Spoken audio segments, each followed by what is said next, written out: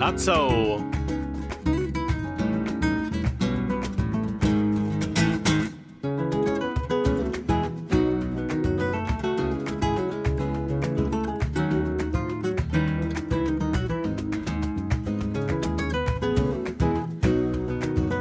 Thank you, Granite Heart.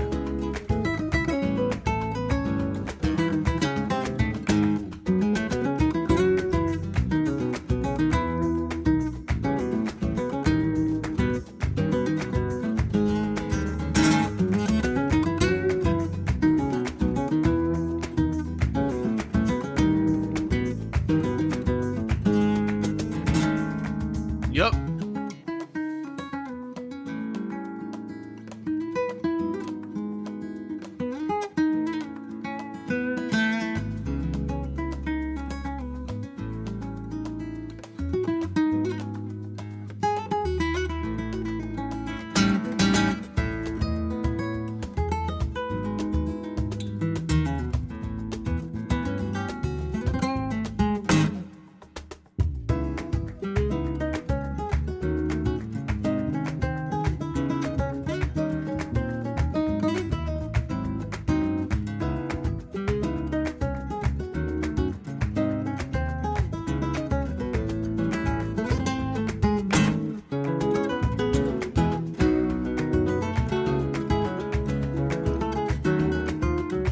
Yo.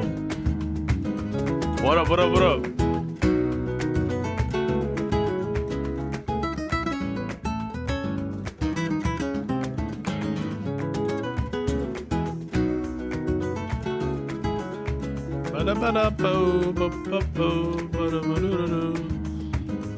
Hope you guys are doing well.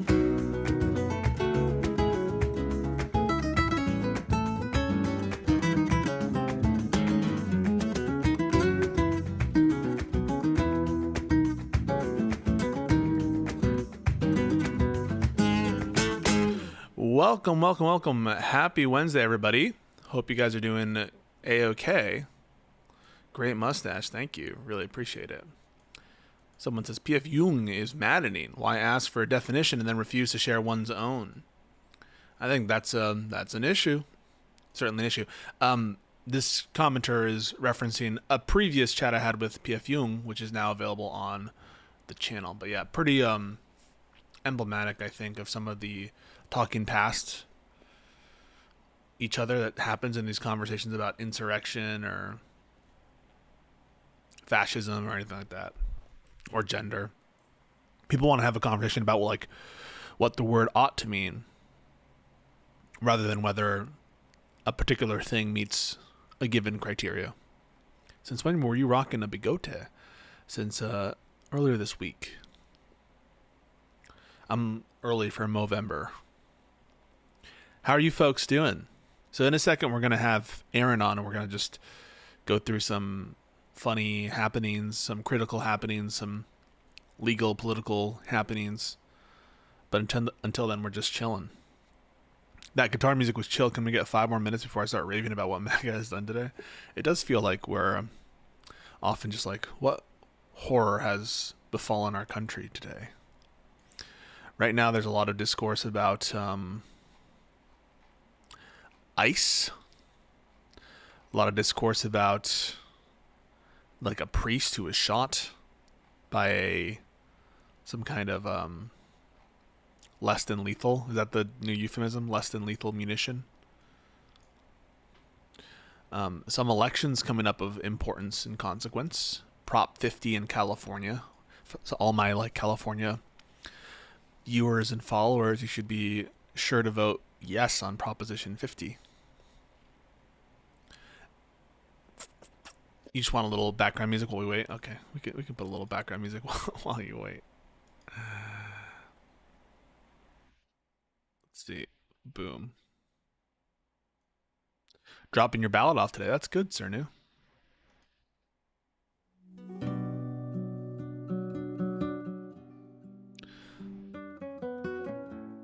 Is that maybe a little better? Put a little chill music on here while we wait for Aaron. A dude got charged in connection with the Palisades fire. Heard about that. War on Christianity. True. We don't want to hurt upset fascists by calling them fascists. It might make them giga-fascists. Bondi was asked twice under oath if there were photos of Trump with half-naked young women, and she refused to answer. Seems pretty bad.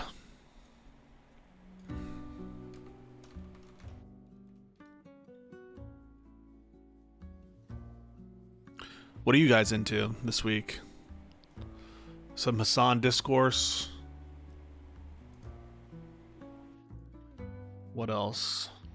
Insurance, health insurance standoff, the budget stuff. Does anyone really care about the shutdown? Seems pretty remarkable. The shutdown is getting like no attention. Like the government's shut down right now. No one's talking about it.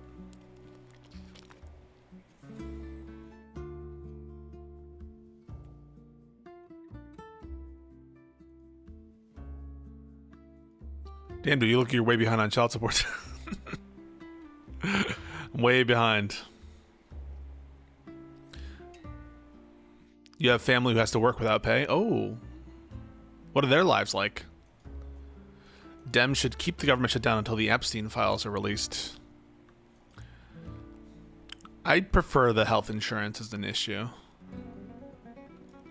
I'm not convinced that the Epstein issue is one that reaches enough people. As upsetting as that might be, I think it's the case. People really like just, they don't pay attention, man.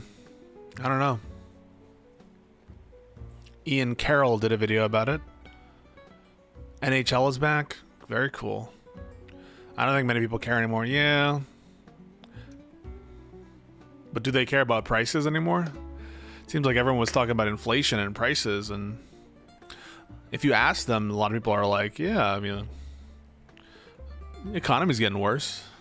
Prices are getting worse, but do they care? Maybe it was just the fact that it was an election season. The New Jersey vote by mail numbers are, I don't know, it reminds me of like the preamble to the 2024 election, where if you look at the numbers one way, they look okay. Like the return rate is higher for Republicans, but the Democrats are just like requesting many more ballots, and they have like tens of thousands of vote edge. So I don't know what that means. All right, that's enough background music. It's distracting me. Eric Swalwell thinks that the Republicans in Congress will defect from Trump in mass if the Epstein files are released. Really? What will it show? If there's like some kind of image there of Trump, would it change everyone's views? Would they just all of a sudden start being like, I can't continue to work with the guy who took a picture, a compromising picture? I don't know. I don't know if that'll be the thing, you know? Hutch and Ogre Boy got back together. Is this true? Is there like a video of this? That's like pretty good content. Maybe we could watch that when Aaron jumps in. No, they won't. They will just deny reality. Yeah, I think we're in the deny reality stage of our republic. Don't. Trump's brain melted at the Navy thing he did. What did he say? Was this when he was like, Democrats are like gnats, and we just need to like stomp out the gnats, something like that? Talk about like, be very careful with your rhetoric, Democrats. You don't want to unintentionally dehumanize Republicans by calling them fascists. Meanwhile, Trump's like, we will kill all the Democratic gnats. Oh, incoherent means scuzz. Do you have a plan if you get racially profiled by ICE? Any steps you're taking? I'm walking around with my phone out, AirPod Max is on, Labubu's connected to my backpack, and so maybe they won't discriminate if that's the case.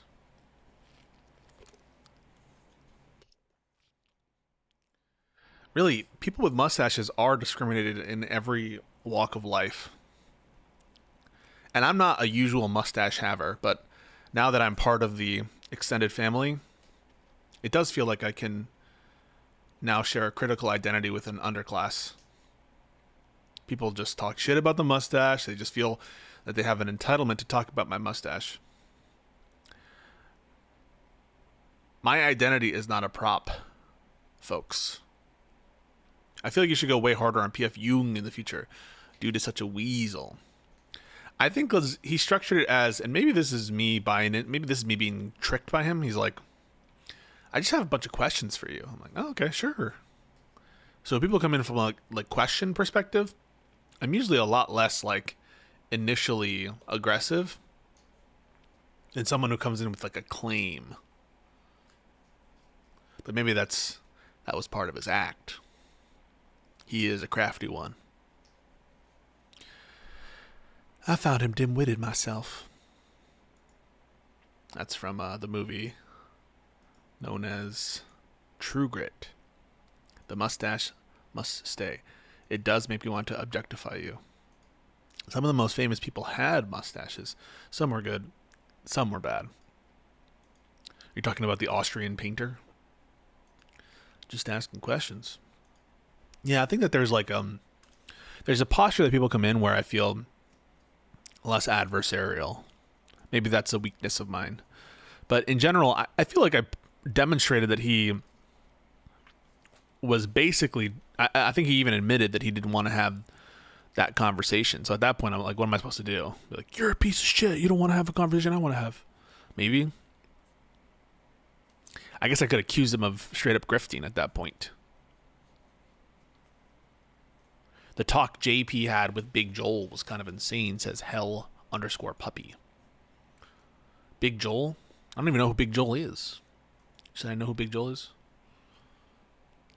PF Jung, I think, is 75% just farming content, 50% trolling, 10% trying to learn. I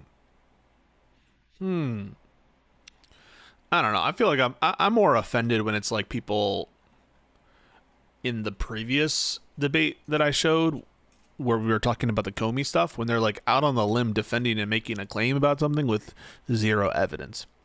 That typically offends me more than like waffling enlightened centrist types, you know?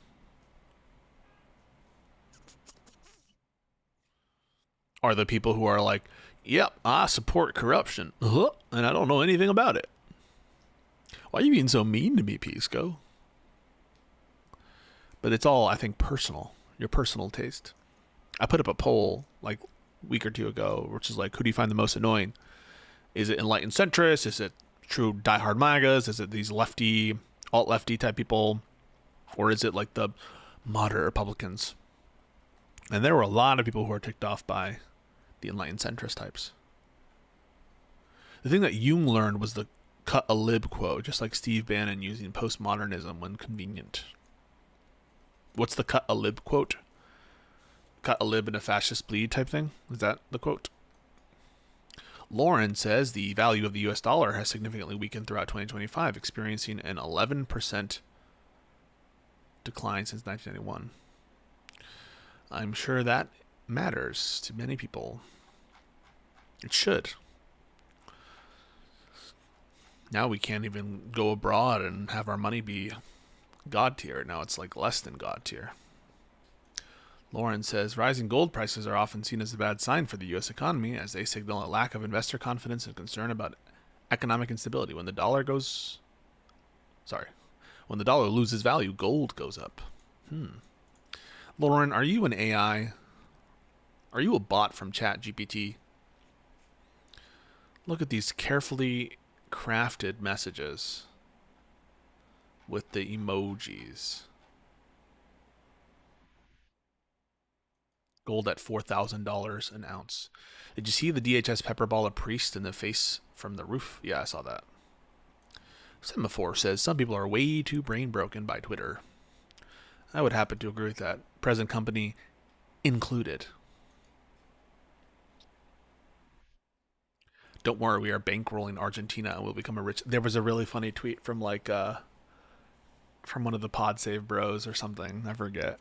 Because like apparently Malay was putting on some rock concert and he was participating in it. This is as alleged on Twitter. And one of the Pod Save Bros was like, can we have our $20 billion back? Like, can we have this money back? I find that funny, by the way. And everyone was like, oh, Argentina's doing so well with this anarcho-capitalist in charge of their country. Don't get me wrong. I don't think that the Peronistas were necessarily running the country well, but it's gone from an economic miracle, look at everything that's going on, to please bail us out so we can have more rock concerts. Hola, Pisco. Hey, Jeremy. I would put P.F. Jung in the grifter category because I'm not sure how important adhering to core principles is for him. He seems malleable.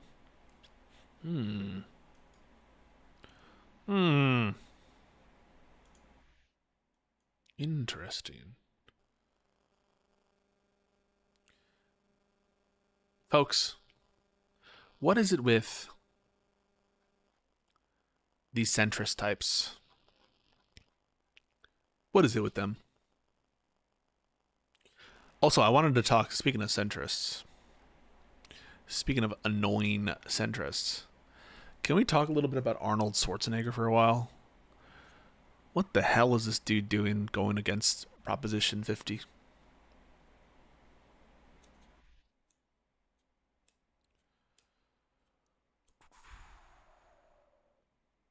What's wrong with him? Argentina says they just want to rock. Oh, sorry. Soul.exe says Argentina just wants to rock out. And I'm happy to supply the funds necessary for that. What's the agenda for today? So the agenda for today is we have a bunch of critical news happenings. I'm going to see where my co-host is. At least we can take comfort knowing that we have a wonderful ballroom in the White House soon. Yeah, that's great. I loved that. Was my favorite, like, Trump doesn't give a shit about anybody moment. When they're like, your friend Charlie Kirk, are you doing okay about that? Yeah, great. Anyway, look at this wonderful ballroom we're creating. Look at all these trucks. Like, that dude did not give a single fuck.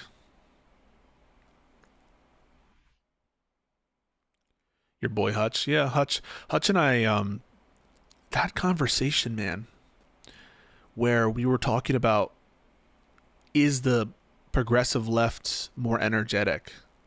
It really feels like, I don't know if the right term is p-hacking or starting from the conclusion and trying to build support for it. So I'm like, this is why I think the progressive movement has more energy among the Democratic Party. Reason number one, more and more Democrats are identifying as progressive. Number two, more and more Democrats are identifying as farther left. Number three, over the long term, the progressives have made significant strides in terms of the makeup of the elected officials. Number four, look at all the influential influencers. Even the ones who are more centristy are progressive types. And they're like, no. The only thing that matters is that from 2018, they stagnated in Congress, and so they haven't agreed. It's like, dude, what the fuck? So polls don't matter anymore? Coming from someone, and Putch is my boy, by the way, but coming from someone who's like constantly looking at the polls for indicators of where the country's at and in general, like, I don't know, man. It really felt that exchange pretty. I'm like, what the? It really feels like you have your conclusion, which is the conclusion is the progressive. There is no energy in the progressive movement, despite the fact that like Biden was way more progressive than Obama. His domestic policy was much more progressive, and the electorate is much more progressive. I don't know. I think the progressive energy in the Dem Party is akin to a market bubble. You can say that if you want, Timothy Douglas, but just look at the polling. I just find it very convenient that all of a sudden polling doesn't matter as to where the electorate's at. Polling over their overall satisfaction with the party doesn't matter. Polling about what they identify as doesn't matter. I don't know. Feels like it's anytime there's an example of, hey, maybe the progressives are more significant than you give them credit for. It's like, no, this evidence doesn't matter. Okay. Just look at the stock. I mean, do you really? Is this really what you like? There are multiple indicators that I've pointed to. Overall, in terms of the polling results, that's one indicator. The other is that the legislators in Congress and in the presidency, they have governed and proposed things that are more progressive over the long term. But apparently what only matters is from 2018 to 2024, have they increased their gains? That's the only thing that matters. And I don't know why that is what we would look to, is like artificially starting the clock in 2018. Because it just seems like the conclusion is backwards. It's like, I think that they don't matter, and this is what I'm looking at, and I'm going to find the data point to adhere to my conclusion. And yeah, the same thing. I think the Fetterman example is a great one. Like his polling has gone down among Democrats, and then Timothy's like, yes, they get more progressive and did worse. Okay, so then like, first of all, I think that this is not true if you're buying into the notion that like the Democrats have not been total failures in the last elections. Like, for example, I take Joe Biden to have been a progressive. His success, I think, is a progressive victory. I also think that the Democrats in general have been more progressive. My notion of progressive doesn't just include the squad.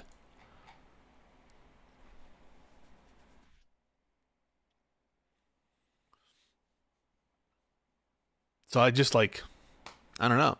And so is the notion of who has the more energy in the party, like who is more able to win in conservative states? We just need to have a definition of terms here.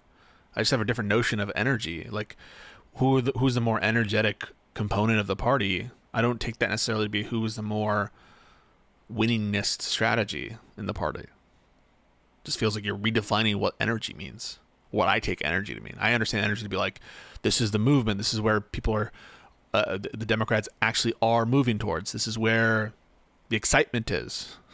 And you're just like redefining energy to be like, oh, who do I think is going to win elections? Okay, so you can, People do that.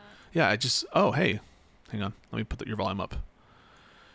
It really does feel like you're doing it backwards. Like you're trying to, well, I sent you the link for Riverside. Riverside, yeah. It feels like people are doing it backwards. Like they're like, oh, you said that the progressives all the energy. What's your proof of that? I'm like, well, people are becoming more progressive. The politicians are becoming more progressive. It's that ideologically that's the case. They're governing more progressively. Like, oh, but did they make any gains in 2018? And would they win an election more likely than any given centrist? Like, that's your definition of energy now, is like who is more likely to win a contest? And then they'll be like, well, that's what matters. But like, that's not the question. But the question you asked was who has the more energy. It just feels like what I like is when they say that like this is the most progressive administration that we've ever had. This is unprecedented or whatever. But then you also point out like, yeah, you're right. In general, the Democratic Party base has moved to become more progressive. And then they're like, no, oh, well, no, they haven't. No, what they are you haven't. talking about? They have a lot That's of work crazy. to do. It's like, which is it? I mean, the delineation that, because I know what you're talking about, the delineation that Hutch made between like the progressive movement and then progressive policies, to me, I was like, what is this? Like, this is an arbitrary distinction that I don't understand, like, how it's supposed to meaningfully, like, rebut the point. Isn't it the same argument? No, I totally agree. And I think that, like, I just find that use of of data, like, a little bit insulting, that we would only focus on, okay, since 2018, have the progressives, the self-identified progressives in Congress, like, added to their ranks from 2018. First of all, I think that is like a little bit not the metric we should be looking at in terms of energy. I think that those general poll indicators, their satisfaction with their party, their identification of what their ideology is, who's influential online in terms of social media, in terms of where the eyes are, and even like even these pod save bros I was telling the chat earlier, they're progressive. They're characterizing themselves as progressive in terms of social issues, in terms of economic Oh wait, issues. really, really quick. Yeah. Thank you so much for the raid, Majority Report. We just started Oh. our episode of our podcast, Just Press Play, and yeah, we're getting into a debate over whether or not the Democratic Party has actually become more progressive. Thank you, Majority Report. Shout out Majority Report. But yeah, like it does feel like the conclusion is that there is no progressive energy, and like you said, I think that's counterweighed by like the same people suggesting that Biden was the most progressive president in our lifetimes, which, by the way, I agree with that point. But then why don't you just bite the bullet and say, therefore, the progressives have the energy? If they're moving the Democratic population, if they're moving ideologically where the Democrats are, and if they're getting results among the Democratic members of government, I just think that that's clearly the case, that they have the energy. And think about the opposite. The opposite is the centrists have the energy, or like the conservative Democrats have the energy. Who's like pining? Where are the masses that are gathering in crowds around Fetterman, around Manchin back in the day, around Sinema? These people are hated and pariahs in the party. So I just don't see that there's like an honest take here, which is like the centrists have the movement. You might be upset that progressives have the energy, but I just think that that's the case. I mean, have you ever considered that if you don't spin this narrative, that you can't shit on leftists on Twitter? Yeah, no, I didn't consider that, Aaron. You know, something to keep in mind. Just saying. Did not consider that. Well, thank you so much for. We're about to get started with Just Press Play. A lot of important things to talk to you guys about. We're a little concerned about Jillian right now because our show started as like take on her take, where we're going to comment every week on her take, but his and her take. But it seems like the show, according to your scouting reports, this is Aaron, has become unwatchable without Jillian there. Oh, I watched the latest episode like off stream, just like to skim through it, and it's shorter, and it's just not. It's never going to be the same. It's the same way that like the Beastie Boys, you know, like they still tour, but if you actually look at like the original members in it, there's like no original members in it still. How can I watch her take without the OG cast? And that includes Jillian being the steward of the centrist bullshit that was her take. It's just not the same, you know. It's like, or like the fucking Joker being like, without Batman, you know, crime is no doesn't have a punchline. Yeah. Exactly. Without Jillian, her take just doesn't hit the same. Holy shit! And you would never know, because Jillian's offerings on her take are either inane or just like long-winded. But maybe she really tied the cast together. And if all you have anchoring your show are Lindy Lee, who of course, you know, should be sent back to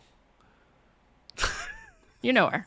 You know where. You know where. You no, listen. Or if you don't have some kind of glue holding everyone together, you just have these unhinged weirdos. I think that Amy Dangerfield's a groiper.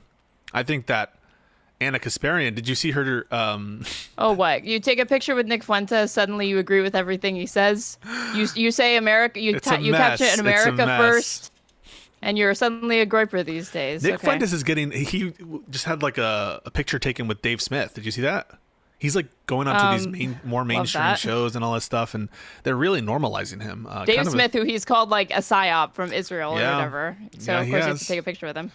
God damn. Well, what are we going to do? So I'm not sure if we have more her take to cover today, and unless they start getting their act together, I'm not so sure how much we're going to be covering in the future. We want Jillian to come back. Yeah, justice for Jillian. Yeah. I actually really thought that it was going to be Lindy Lee and Anna Kasparian beefing that was going to be the thing that like made the show end, but no, it turns out that like I guess if you make claims about Bibi Netanyahu and then it's not citing Candace Owens or Tucker Carlson, because that she made clear later, like, shit. Oh, that's kind of like okay. It's just the fact that like, again, we don't like the Israel bashing on this show. Did you see? Even though she said she was the host, so she was like, I was in charge of everything going on that show. Yeah. And she had approved the story being brought up. She knew the story was going to be brought up, and then proceeded to, I guess, not prepare to push back on this in the way that she wanted. So she was just like, just stop talking about this already. Yeah, she accepts responsibility, but then is like, I lost control. Did you see, speaking of Candace Owens, though, there was a tweet going around. Apparently she goes, Charlie Kirk came to me in a dream and he told me I was betrayed, and I believe him. You might not believe me, but Charlie Kirk came to me in my dream and he told me he was betrayed. This woman I No, think I it's didn't see having that. an episode. It is, and she is getting so No, have you much just never traction. met a religious person? Do you not have religious family members? I have religious family members that have literally said things like that and have acted on stupid things like that. So to me, it's just like it's the seeing, you know, the open display of just like fanatical religious and like Christianity like influence somebody's politics. It just comes off as weird. I'm sending this. I want you to see this and you tell me if you think this is some kind of religious issue, some kind of psychological issue, or some kind of grift issue. I just sent it to you in the DM, and maybe you can show the whole audience Let's here. see. Yeah. Oh, apparently Lindy Lee has a book coming out. She says she exposes the Biden regime. She's been having a book coming out for like a while. There was an interview with Tara Palmieri where Tara absolutely fucking tears into her.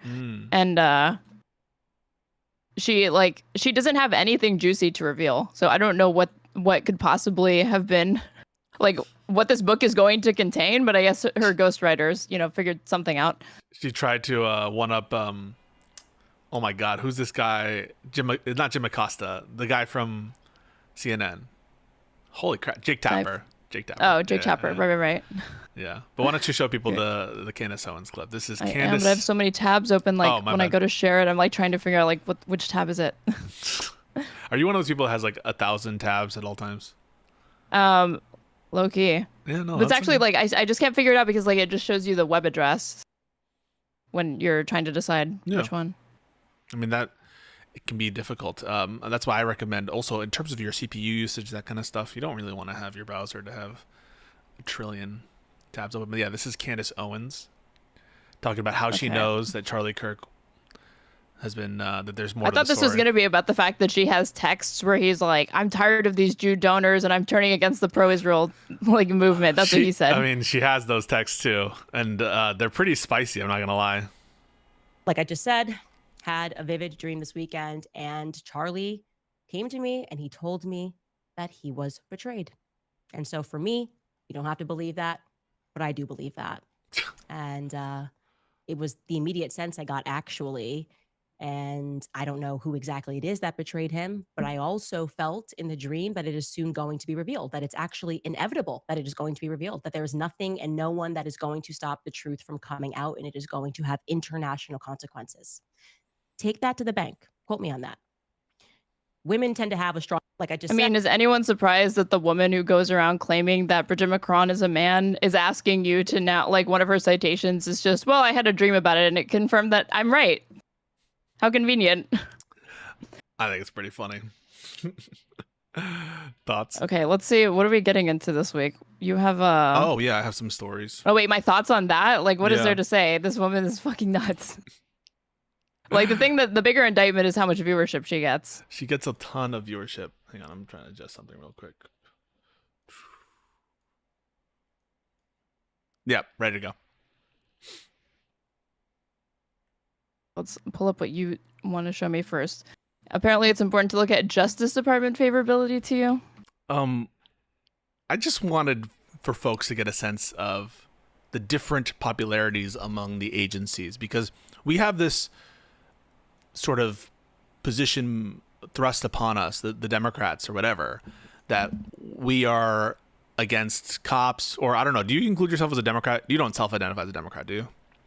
No, but I'm functionally a Democrat because when you look at all of my behavior, every time I've ever voted for somebody, canvassed for somebody, it's always been for a Democrat. So I feel like I functionally am. Yeah. But yeah, I don't put too much emphasis on labels to begin with. Well, anyway, people seem to be like, oh, you hate the cops, you hate this and that, and they're so popular. It's a silent majority supports ICE, and everyone loves ICE, and we should all be in favor of ICE. And even the Democrats sometimes have like believed these, I think, fake narratives, false narratives, and have like signed on materially harmful bills like the Lake and Riley Act, and have shifted their position to be, you know, very, very, very pro ICE. But I just wanted to take a look at the polling here. It indicates that ICE is not popular.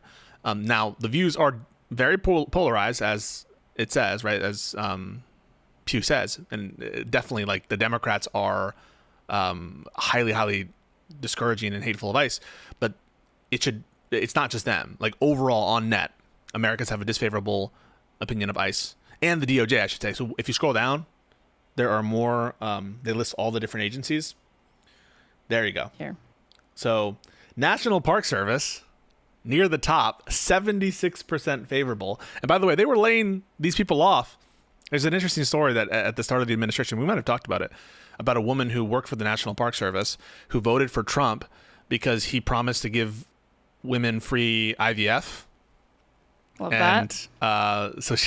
So Trump both didn't give women free IVF, if you can believe that. What? And, You haven't had, like, I've gotten free IVF and my $5,000 Doge stimmy check, and I'm also getting another $2,000. You just mentioned that, so maybe yours got lost in the mail. The woman didn't get an IVF, free IVF from Trump, which was the reason she voted for him.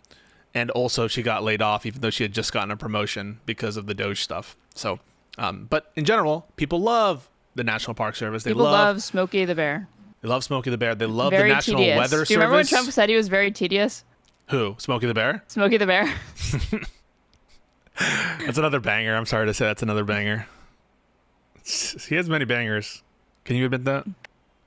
I've always admitted that. I've never said that. I've never denied that he's funny as fucking funny as hell. Unfortunately, Smokey the this, Bear is very tedious. Who is paying for that tedious Smokey Bear commercial that is on all the time? Enough already. Very Jesus tedious. Christ. So he was like an old man in 2015. Anyway, going down the line, look at all the stuff that they were cutting. They were cutting national parks. They were cutting National Weather Service. They fired so many people from the National Weather Service. I don't know where the air traffic control, the FAA are in this list. But by the way, separately, airport reporting yesterday that there were no air traffic control I saw that around for like multiple hours. Wild, absolutely wild, and if not over a day or two. Delays for hours and hours and hours. I forget what state it was in, but yeah, that did happen. U.S. Postal Service, very very high. NASA, very high. Social Security Administration, they also fuck with that, very high. CDC, still high, even after all the COVID shit. Still high. U.S. Census Bureau, net positive. A lot of people don't have an opinion there. Veteran Affairs going down and down. And now you look at DHS overall, net disfavorable. Oh, sorry, net favorable. Wait, is it net favorable? Scroll up. Scroll down now. Okay, so DHS is net favorable still.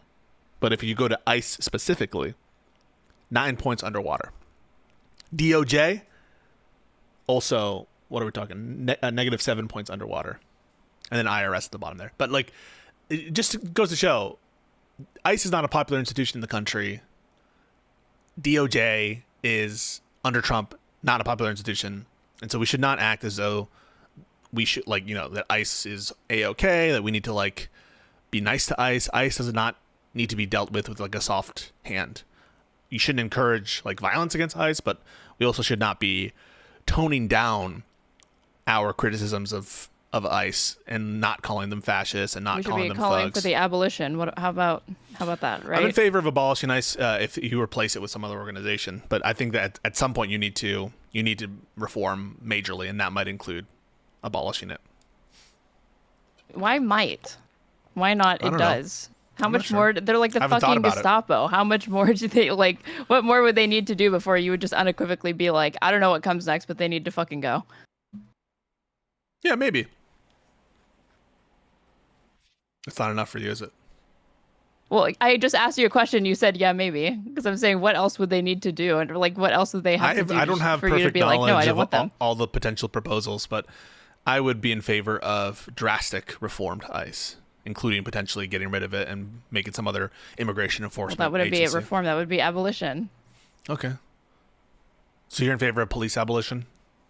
Yeah, but guess what? That ain't happening. So you don't really need to worry about that. Abolishing ICE, though, potentially could be on the agenda, but I don't think any Democrat will ever run on that, even though, like you're saying, the data reflects that this agency is more and more unpopular, and some of the shit that they've engaged in, to me, just discredits them as an agency that Americans should ever put their faith in, even if you were to fucking reform them. And yeah, they're a very new agency. I don't think the abolition is weird. We can just go back to whatever the fuck it was. I've looked into it before. It was another 3-letter agency, I'm pretty sure, but I can't think of what the name was. It was under the DOJ, and it was called... Oh my god, what was it called? It started with an I think. Somebody just asked me, why do you have Pisco as a co-host? Lame. Care to respond to this charge? INS. There you go. Yeah. They can come back. There you go. Am I lame? Well, no. Somebody asked, why do I have you as a co-host? And they said lame. And I think that there needs to be. Response? Yeah, I think there's a response here. I'm not lame. No one's ever credibly accused me of being lame. Case closed. Yeah. This is your data. Well, you're reminding me to bring this up because you're showing me stuff about how Americans rate ICE, DOJ, etc. Far fewer in U.S. regard childhood vaccinations as important. Decline occurs among Republicans and Republican-leaning independents. So this data was released last year in 2024, but it's probably only gotten worse since then. Because I was saying that like anti-vax shit, I was like, it's still relatively fringe or whatever. Like it's unfortunate it seeped into the mainstream. I was completely underestimating the extent to which vaccine hesitancy, skepticism, outright refusal to take it has increased. Fewer Americans today consider childhood vaccines important, with 40% saying it is extremely important for parents to have their children vaccinated, down from 58% in 2019 and 64% in 2001. Christ. There has been a similar decline in the combined extremely and very important percentage, which was 94% in 2001 but sits at 69% today. We are so cooked. We are so fucking cooked. And obviously, this breaks down among like partisan lines. Oh, is it like have Democrats also decreased though? Yeah, it has, but not nearly to this, not to the extent that it has for Republicans. Look at the It's Republicans, the ones that are like fucking this up. So you can see from 2020 to 4 years or whatever, it's just like a fucking crash. A slim majority of Republicans and Republican leaders, 52% now say it is either extremely or very important for parents to get their children vaccinated. That compares with 93% of Democrats and Democratic leaners. 11% of Republicans and leaners do not think it's important at all for children to be vaccinated. So it's an entirely Republican phenomena where they live in a different reality. For the most part, yeah. It's just insane. Well, I mean, they live in their own reality, right? Which is and their own reality is inundating them with messaging saying that, bleach, hydroxychloroquine is going to work, but, not the measles vaccine or COVID. I love that Richard Hanania was like, I don't think that the anti-vaxxers will have any real power in their own. Like, this is what happens when you empower people like RFK Jr. I mean, the official stance of the United States government on vaccines is being headed by one of the biggest anti-vaxxers in the history of our country. So it's not surprising to me that the Republicans, who are largely, I think a lot of them at least. Why are we listening to anybody who is at any point is doubting the things that the GOP says they're going to do? I don't Anytime, think like, again, they are openly stating their intent to do this. If you look through Project 2025, they're following it to a T. There was no reason at all to think, oh, I know that they go around campaigning on that, saying they're going to do those things, but they're not actually going to do those things, Remember CNN It's not was like, they overturned Roe v. Wade. It's not like, again, like RFK Jr. wasn't panicking to get off the ballots in certain states so he could secure a place in the Trump admin. Like, there was literally no reason to be skeptical of that. Remember, so in CNN was like fact checking Kamala because they're like, actually, guys, Donald Trump has said he has no connection to Project 2025, and so this is like us fact checking Kamala Harris making that accusation. Do you remember when Matt Walsh, not long after Trump won, he was like, "We can all stop pretending like we weren't going to do Project 2025." The day that he won, or the day after, they're all like, "Yeah, that was our playbook. We were lying." God, like I have a lot of skepticism for this new media stuff and the standards, just as you do, by the way, as we talked about in our previous episode. I was about to say, I don't think you had any skepticism. If anything, you were criticizing me for having any at all. No, so. I do have skepticism, but I will say though, what's your skepticism with it? With new media? Yeah, Democratic new media specifically. I honestly think that old media, traditional media, is held to account more than new media. New media basically is never held to account for dishonest reporting, where things are false. Well, they have lower standards, right? Because they're not journalists. So. Well, I think it depends if there are some independent journalists who masquerade as journalists, and also okay.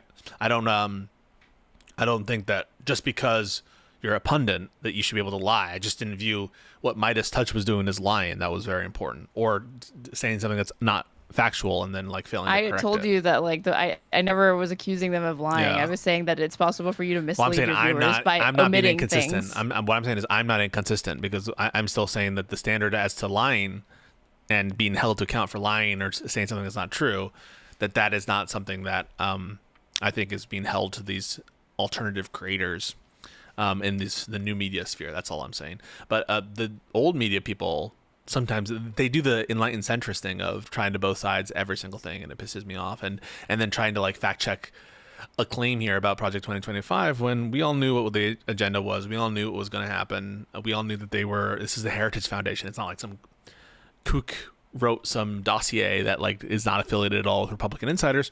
It's being headed by people who are connected to the Trump campaign. They're talking about different various stuff that is within the playbook. And so, yeah, this was all easily predictable. And the fact that you had mainstream news outlets trying to downplay the connection to Project 2025 is insane. But yeah, and the vaccine shit is how anybody could look at RFK in the campaign supporting Trump and Trump basically saying that he's going to be in a position of prominence and be like, yeah, I still don't think that he'll have much power. Like, dude, you're so delusional. That's Richard Hanania. At They least either he don't admitted know it, though. anything about the first Trump administration, or they thought that like, oh, the institutions will probably hold, right? Even though those are only ever as strong as like the administration that's in power, like enforcing those things. Yeah, and frankly, the people they put in place, it's hard for me, like, for any system to survive with bad people in the various different positions. Like, there's a people problem in the administration. It's not just an institutional issue. And by the way, that people problem extends, I think, both to the actual executive branch, but also to Congress and also to the courts. There's a big people problem. The people who are in these positions are not apt to do their job, are not doing their job. That's the Republicans in Congress, and that's the people on the Supreme Court, the conservatives on the Supreme Court.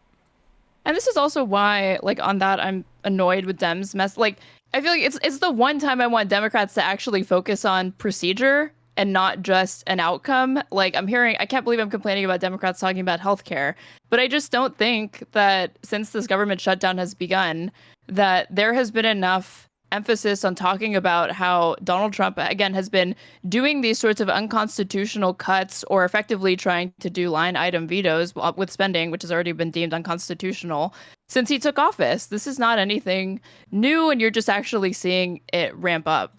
And did you see that, this is one of my articles, the White House memo saying furloughed employees are probably not entitled to back pay? Oh, I saw that, yeah. When it's like Yeah, let me pull it up. the law that they're supposed to be paid.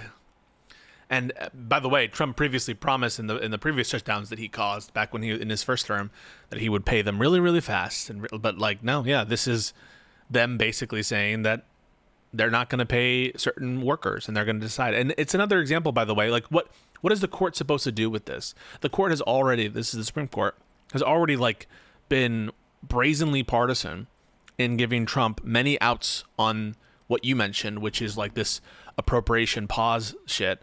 So why would the court come in now to make sure these people are paid? And, if they sue, right, if some of these workers sue the government, why shouldn't the Supreme Court just apply all of their prudential standards, all of these different various bullshits that they've created that basically limit who can bring a lawsuit for appropriation shit and apply it to the workers? So it just feels like the court, if they were to give this case, maybe they would side with the workers or something, but it wouldn't be based on principle. And it's better, I think, for the court to just take a stand right now and act on principle. But it really does feel that Roberts is playing a game. He's playing a political game. He knows the administration is apt to disagree with rulings. And so he's trying to constantly give Trump wins in these weird procedural ways. But so he's more likely to comply, or what? Yeah, or there's some intuition about like keeping the court's legitimacy. But what we're sacrificing for that game of chicken is coherence in the law. That there's no coherent legal principles that are being expounded by the court when they're giving all of these midnight orders that are contradictory, and where the lower courts have a lot of difficulty implementing them because there's no actual explanation of the reasoning. Like, the whole point of the Supreme Court and the courts in general is to give reasoning, is to not just come to a decision, but provide its rationale that the people can access and the other courts can access. But they're not doing that critical function. And so who knows, right? Like, how can you predict? There's no predictability in the law. Like, if a worker who's being furloughed is trying to claim back pay, is he going to be able to bring that cause of action even if it's in the law? There's no predictability, and that is horrible, not just for the rule of law, but for the economy. Like what is so great about a lot of these Western style democracies that make them great places to invest? It's predictability of property rights, of the courts, etc. Is that, you know, right? Like if someone trespasses on your land in America, these are the rules. This is what the procedure will look like. This is what the outcome will likely be. But if there's no predictability, if the law is just, throw your hands in the fucking air whenever the federal government's involved, then I think that's hurtful, not just for our rule of law, but for long-term economic concerns. Yeah, but Justice Roberts disagrees because we need to maintain the legitimacy of this institution. That, like, damn, I should have looked at the polling that you sent me to see if they had polled on Americans' view of the Supreme Court, because faith in that institution should be as like fucking, rock bottom. I'll Google that while you tell us about the memo. Yes. So furloughed federal employees aren't guaranteed compensation for their forced time off during the government shutdown, according to a draft White House memo described to Axios by 3 sources. If the White House acts on that legal analysis, it would dramatically escalate President Trump's pressure on Senate Dems to end the week-old shutdown by denying back pay to as many as 750,000 federal workers after the shutdown. Trump wants the Dems to back a continuing resolution to fund the government with no strings about healthcare subsidies attached.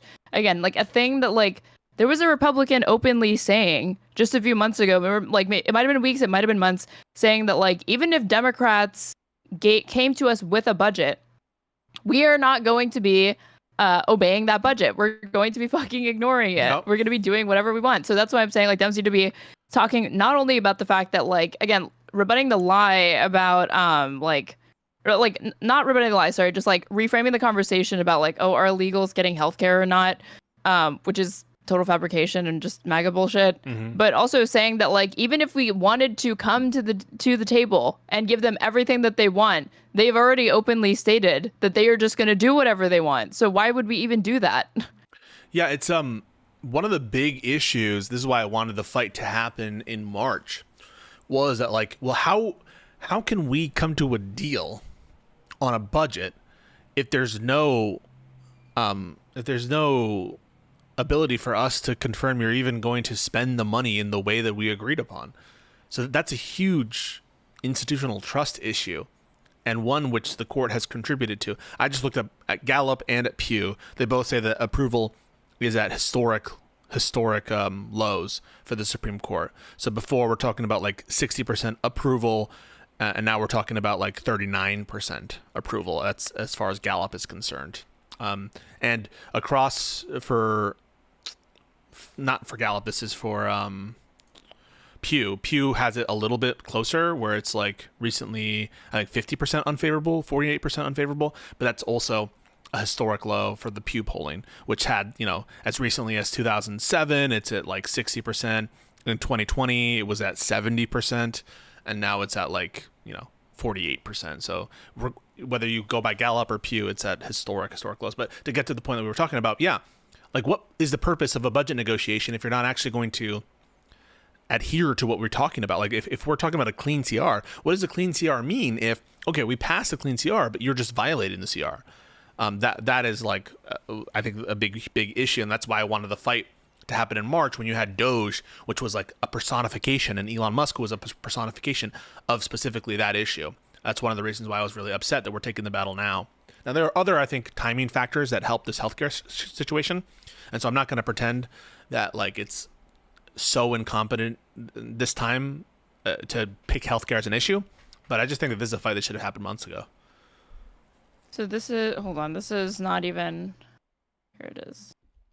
So this is a Republican saying the same thing, and this is reported in Politico on September 26th of this year. If you're a Democrat, even just like a mainstream Democrat, your predisposition might be to help negotiate with Republicans on a funding mechanism, said Representative Steve Womack, a senior GOP appropriator. Why would you do that if you know that whatever you negotiate is going to be subject to the knife pulled out by Russ Vought? Yeah. So that's not coming from a Democrat. It's coming from a senior Republican on the House Appropriations Committee who correctly understands that Democrats are not even incentivized to do this. And so I don't understand why there's not more communication with the American public about this. And I just also don't think it's one of those things that it's like, how hard is it to point out to Americans that, like, yeah, Republicans really think that you're that stupid that you're going to give up healthcare because some illegal immigrant that they've made up is like apparently also getting some of it, which isn't even true. That's what they actually think you're like, they're going to be able to sell to you, and you're going to continue to put them in office. That should be, to me, like the main message, and then the healthcare stuff can like follow after that. Yep. I think that's a bit. The one thing I would say is if Democrats manage to get these extensions for the ACA subsidies or whatever, that maybe politically it would be more damaging for Vought, not for to like take a scalpel to it or whatever. But yeah, no, there's no confidence whatsoever they're going to follow through. But that was true from the start. That was true ever since Trump won his second term, and so Democrats should have been on notice for that for a while. And then a senior admin official who told Axios said this would not have happened if Democrats voted for a clean CR or a continuing resolution to fund the government, right? But the big picture is under Trump, the executive branch is grabbing more power than ever, a trend that's accelerating during the shutdown that began last week. At issue is the Government Employee Fair Treatment Act of 2019 that Trump signed during the last government shutdown, which lasted a record 35 days. And I don't see any end in sight for this one, so this is probably going to last just as long, if not longer. The law has been widely interpreted as ensuring that furloughed workers automatically would be compensated after future shutdowns, but the new White House memo from the Office of Management and Budget argues that this has been misconstrued, or in the words of one source, is deficient because it was amended 9 days later on January 25th, 2019.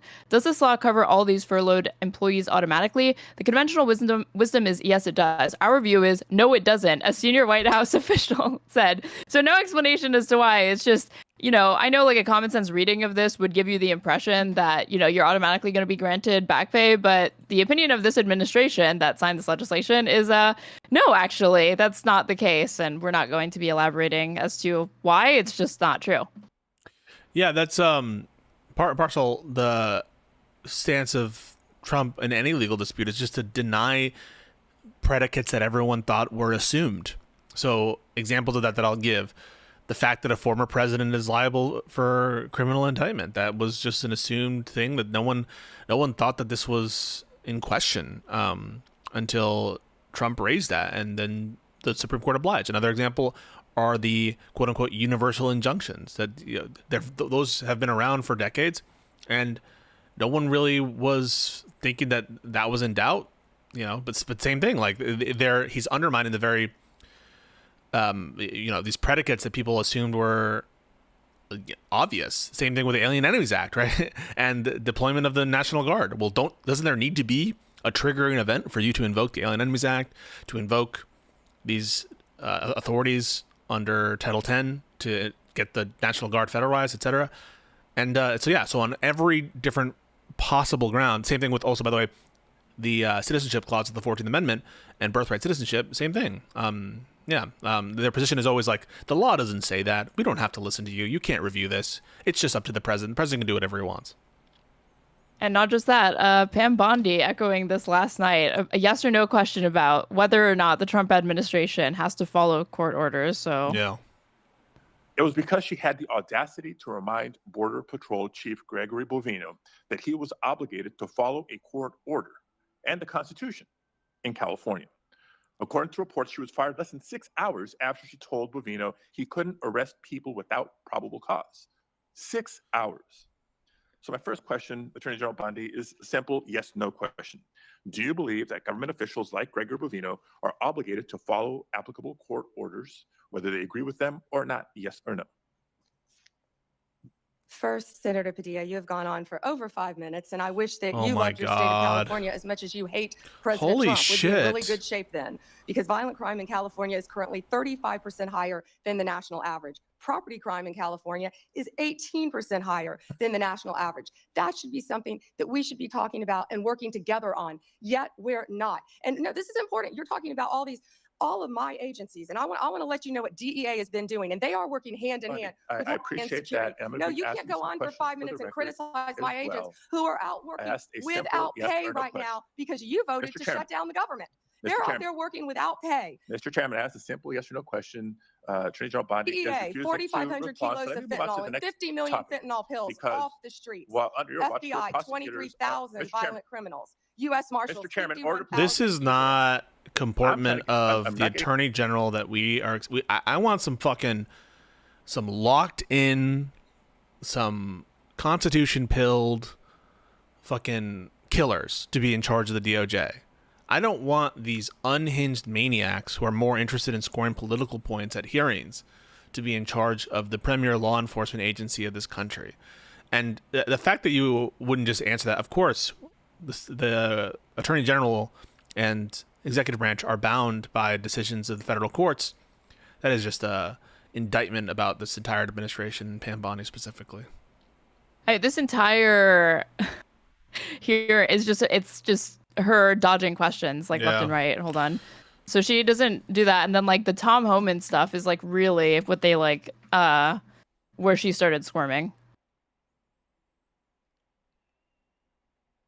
Oh, and as context, folks, so Tom Homan, he in 2024 there was a sting operation because there had been a lot of reports that he was like trying to basically accept bribes in exchange for government positions or contracts in the new administration. And Homan is approached by these undercover officers and say, hey, for contracts in the future, we'll give you money. He accepts $50,000 in cash bills in like a fast food bag as a bribe. And the administration destroyed that investigation. Why? Because it relates to Tom Homan's bribery. So bribery is like legal now.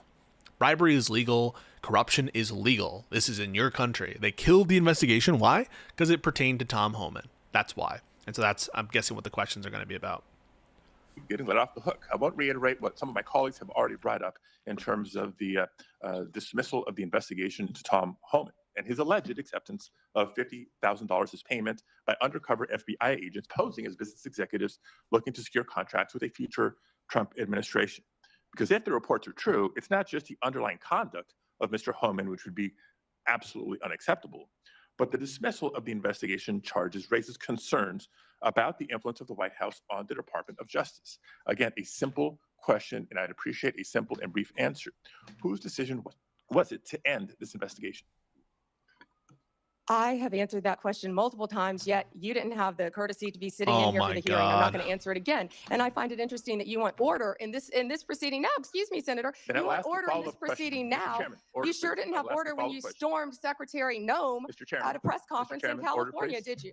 I'll ask a follow-up question. Gnome. Would you commit to Gnome, you releasing didn't the have tape, or at least making it available decorum. for members Pause. of this committee to You review? didn't have decorum when you stormed Kristi Noem. Like, he asked a question and then he was assaulted by a bunch of thugs. Yeah, that's and they're like, their excuse was like, we didn't know that it was a senator. We didn't know that it was Padilla. He was asking a question, and he was assaulted by officers. And you're like, oh, you want decorum in this proceeding, but you, in a different context, in a press conference, you asked a question, and then we aggressed on you. That, I think, is like, it's just unbecoming. This woman is a freak, and yeah, everyone should hate her and despise her, and she will live with this shame for the rest of her miserable, miserable life. You, yes or no? Senator, you have not been sitting in here this entire hearing. I've answered the question, and I also want to tell you that our ATF agents have seized 25,000 illegal firearms. So we will try again and in move your on to a in different your topic. home state. We are prosecuting Chairman, illegal order, aliens please. who have raped and Chairman, murdered young order, please. girls. So there's that, like, there's multiple videos of her just like dodging question after question after question. Like, she won't support any, like, this is her being asked directly, like, did he take the money? Yes or no? Still won't answer By that. Shifty Shift. By the way, pause. Allegedly, the DOJ is investigating Adam Schiff for some garbage bullshit or whatever. Similar to what they're doing with Comey, the list of 3 people that Trump was pressuring his DOJ publicly to go after were Comey, Letitia James, the Attorney General of New York, and Adam Schiff, Senator from California. What is the answer? Did he take the money? Senator Schiff, that happened prior to my confirmation as I understand, Attorney but do you General. know- I said that. Do you know sitting here what All I took the know money? is that Deputy Attorney General Todd Blanche and Trump's personal lawyer. FBI Director Patel said there was no case. And Caroline Levitt is one of the most trustworthy human beings I know. So was she? Holy was she- shit. Was she If you right? worked for me, Was she- you would have been fired because Excuse you me. were censured No, by Congress for lying with your We can egregious stipulate to, you can stipulate to all your personal attacks on the Democratic members of the committee. personal attacks. You've been Yes. attacking my So- FBI director. You've been but attacking No, my no, no, own- that's a you've been question. attacking- What we're It's a question. interested The in, borders what we're are. interested in is The the borders answers are. to these That's oversight questions. Want your So no, you were oversight. asked, want you your were 5 asked by my minutes of colleague, fame you were asked by my colleague, attacking good people. regular order, Madam Chair, so I can ask a question. You were asked by, you did. Did Homan but in take that case money? I And she's just not even didn't interested. Hear you. What is the answer? Did he It's take the money? repeating, Aaron. Senator Schiff, that happened prior. Won't even answer whether they took the fucking bribe, whether he reported it on his taxes. That's tantamount to slander, according to her. And what did he report it as? 50. Because remember, that's money from the government. What did he report those $50,000 as? Will there be an IRS investigation into those $50,000? Because we know that that was $50,000 that belonged to the government. So, what did he report it as? What is he trying to? Senator. Did he give it back? That's what I also want to know. Did he give the money back? This money that belongs to the government? Did he give it back? Actually, I believe that was resolved prior to my confirmation as Attorney General. Do you think that it is of public interest for the people to know what happened to the 50 grand that the FBI turned over to Homan? Did you hear what I just said? That was resolved prior to my confirmation as Attorney General. That's why Not I res- said I would it's not not- know. it The is- first, It's not resolved. There's $50,000. Homan has it or somebody has it. Do you have no interest in knowing where it is? you're not going to sit here and slander Tom. Oh Homan, my Mr. God. FBI and what Deputy a Director disgusting Blanche said piece of there was shit. Nothing. I'm not slamming And Tom What Homan. a He got the disgusting Tom Homan is piece of doing- how do shit. you This know is that? a Tom Homan freak. is doing A freak thing of is, like, nature. God, isn't it so disgusting though that President Obama appointed this guy Who? and now just Homan? Homan? Yeah, but he was apparently an it went Obama crazy. appointee. I don't know what happened there. Yeah, this definitely isn't I how don't this guy know. always was. I It don't was fucking only know. recently. I have no idea. You just need to shit on Democrats. But I think it's insane that. Don't you think it's an given the indictment of context now- President Obama No. that this person would be appointed Not if he was. and then to see not how if he didn't- he's acting Not now? if he doesn't know, and you'll agree with this, right? Because then we'll just make sure that you agree with this. If the same kind of warning and red flag signs weren't apparent then, you would agree it's not an indictment of Obama. Fair? Yeah. Okay. So you would have to But, show me that do the you thi- red flags are there for Obama. That would be your case to make. Okay. great job as our borders are, keeping your border state safe. You're a border state. My Thank you, time is Senator up. Welch. Thank We're you. going to Madam turn it. President, This other one. Just stare at a This is- posture. Just stare at a posture. That's all she's there for.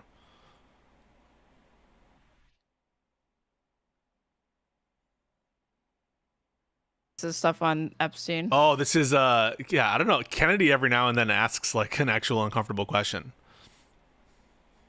Terry Howard Lutnick on October 1 gave an interview to the New York Post about Mr. Epstein. And he described Mr. Epstein as, quote, the greatest blackmailer ever, close quote. Have you reviewed that transcript of that interview? I have not reviewed the transcript, but I saw the clip of it. Okay. It appears that Secretary Lutnick was Mr. Epstein's next door neighbor. In fact, their townhomes Can you pause real quick? shared a wall. I knew this.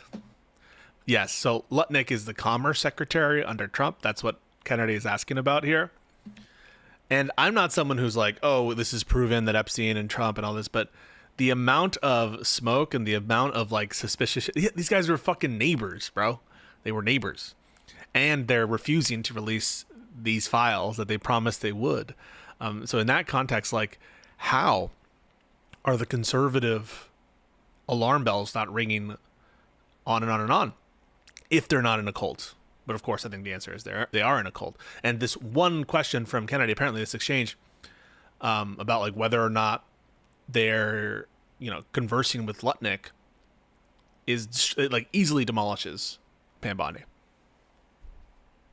And the reporter that was talking to Mr. Lutnick, she asked how other prominent men could have been associated with Epstein when Mr. Lutnick could immediately sense that he was a, quote, pervert. And then Secretary Lutnick said, or rather the reporter said, did they see it and ignore it? Do you remember that from the interview? I do. And Commerce Secretary Lutnick said, no, they participated. That's Lutnick. And then Commerce Secretary Lutnick goes on to say, quote, that's what his MO was. You know, get a massage. And what happened in that massage room, I assume, was a video. This guy was the greatest blackmailer ever, blackmailed people. That's how he had money, end quote. Is that true? Senator, as our July memo Yikes. said, we did not uncover evidence. This case has gone through 3 administrations, as well as former U.S. Attorney I know Alex Acosta. that, Pam. But have you Yeah, who interviewed Trump appointed. Secretary Lutnick? No, Senator. Do you plan to? If he wants to talk to the FBI or the FBI wants to talk to him, that is more than honorable. Don't you think you ought to talk to him after this interview? Senator, if Howard Lutnick wants to speak to the FBI and if Director Patel wants to speak to Howard Lutnick. Do you? absolutely. You're the AG. You're Maybe the we ought to get AG. Mr. Lutnick in here too, Mr. Chairman. Oh, Kennedy's taking shots at Lutnick. Maybe he doesn't like Lutnick and what he's doing with the tariffs or whatever. I don't know.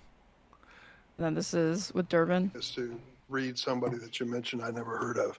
Reid Hoffman. So who gave the order to flag records? Wait, is she related talking to about Reid Hoffman? President Trump. Yeah. Okay. Why? To flag records for President Trump. To flag any records which included his name. I'm not going to discuss anything about that with you, Senator. Eventually, you're going to have to answer for your conduct in this. You won't do it today, but eventually you will. I yield, Mr. Chairman.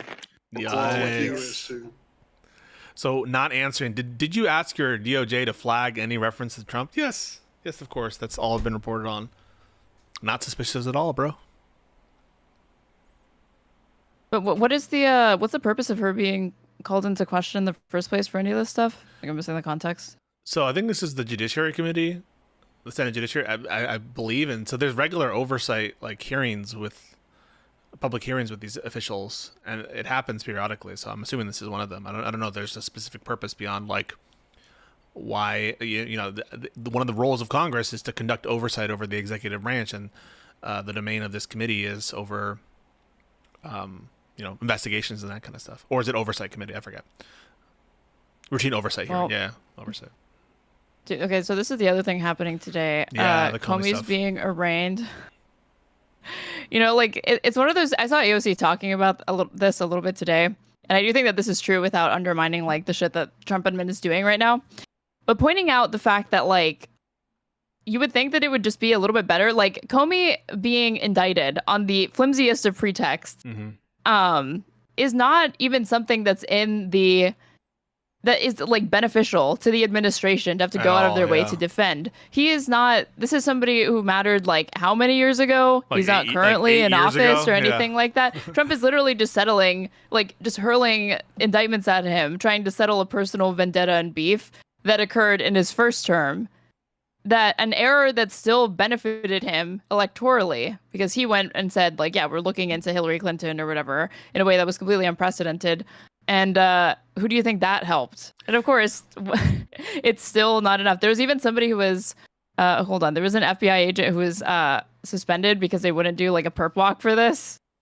Did you see this? Yeah. That someone was fired because they wanted to do this kind of staged perp walk to like. But they wouldn't do it, yeah. And so they fired him. Yeah, so this is the BBC 4 days ago. FBI agent suspended over refusal to perp walk former director. Reportedly been suspended because they refused to participate in a perp walk of the Bureau's former director, James Comey. U.S. media reports the agent was suspended for insubordination, according to the BBC's news partner, CBS, after the agent found the plan to be inappropriate. Comey was indicted in Virginia on 2 federal charges days after Donald Trump called on law enforcement to more aggressively investigate his political adversaries, including Mr. Comey. FBI leadership has discussed sending large, beefy agents in Kevlar vests to bring Mr. Comey to his court arraignment in Alexandria next week, just today. CBS reports the BBC has reached out to the FBI. They'll never get a comment back. During a perp walk, law enforcement publicly escort a person accused of a crime as they are transported outside a police station or courthouse, usually in view of media cameras. The practice is common in high-profile cases in the U.S.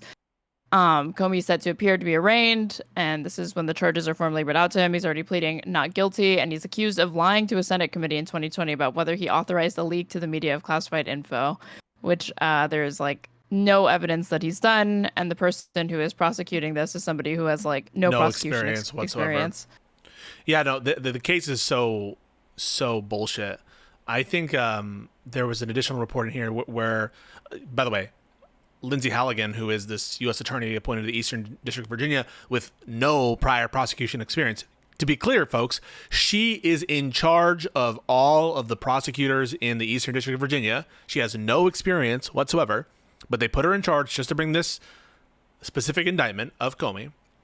They're barely able to get one of their indictments through a grand jury, and it's a complete bullshit, horrible, like stupid, factually and legally charge to bring. And she goes and sits in the arraignment today, doesn't speak other than to say like that she's making an appearance for the government, and lets the assistant USA do all the talking because she has no fucking experience. I want to just stress that again. And apparently they're planning to file many motions to dismiss. This is Comey's attorney, who does have experience, and I think it's likely that this won't go to trial. They're going to file a dismissal based on malicious prosecution, dismissal based on outrageous government conduct, dismissal based on Halligan's unlawful appointment. So yeah, that will be interesting to watch, and we'll keep up to date on that. Yeah, federal prosecutors investigating former FBI Director James Comey for allegedly making false statements to Congress determined that a central witness in their probe would prove problematic and likely prevent them from establishing their case to a jury. Sources familiar with their findings told ABC News, yeah, this is the only thing that's preventing them from establishing the case, like not the fact that it's like meritless, completely it is spurious. totally meritless. Someone in the chat, I would encourage this guy Kevin to come on stream at some point to talk this out. He authorized Richmond to leak, and Richmond leaked anonymously, unlike your false claims. Where did he do that? Where did he leak anonymously? Show me the article where he leaked anonymously. The articles that I've been shown, he's all leaking, or it's not even anonymous. He didn't direct anyone to do shit. And he was informed after the fact. And that's related to the McCabe theory. That's the McCabe theory. But the Dan Richmond theory is that like his friend Dan Richmond, who I think probably wasn't even at the FBI. He was hired as a special government employee, not at the FBI. But even assuming that he was, quote, at the FBI, where is the article where he's being quoted anonymously? I mean, he's being quoted directly as Dan Richmond. So I don't understand where this comes from. To the New York Times. He leaked the February 24th memo to the New York Times. Which memo? The February 24th memo. You're talking about Comey's memo about his meeting with Trump? Is that what you're talking about? The Comey memo about Trump pertains to Trump, and that's not what the indictment person one is. Person one is Hillary Clinton in this indictment. So and this is, like somebody pointed out, this is actually not about securing a conviction. It's literally just it's just intimidation. They don't actually, I don't think that even, the Trump camp thinks that they're going to be able to secure anything out of this. It's literally just, a bunch of theater. Yeah, the February 24th memo, which is Comey writing down what happened to him, that is not that is not about Hillary Clinton, and person one is Hillary Clinton. So you're wrong.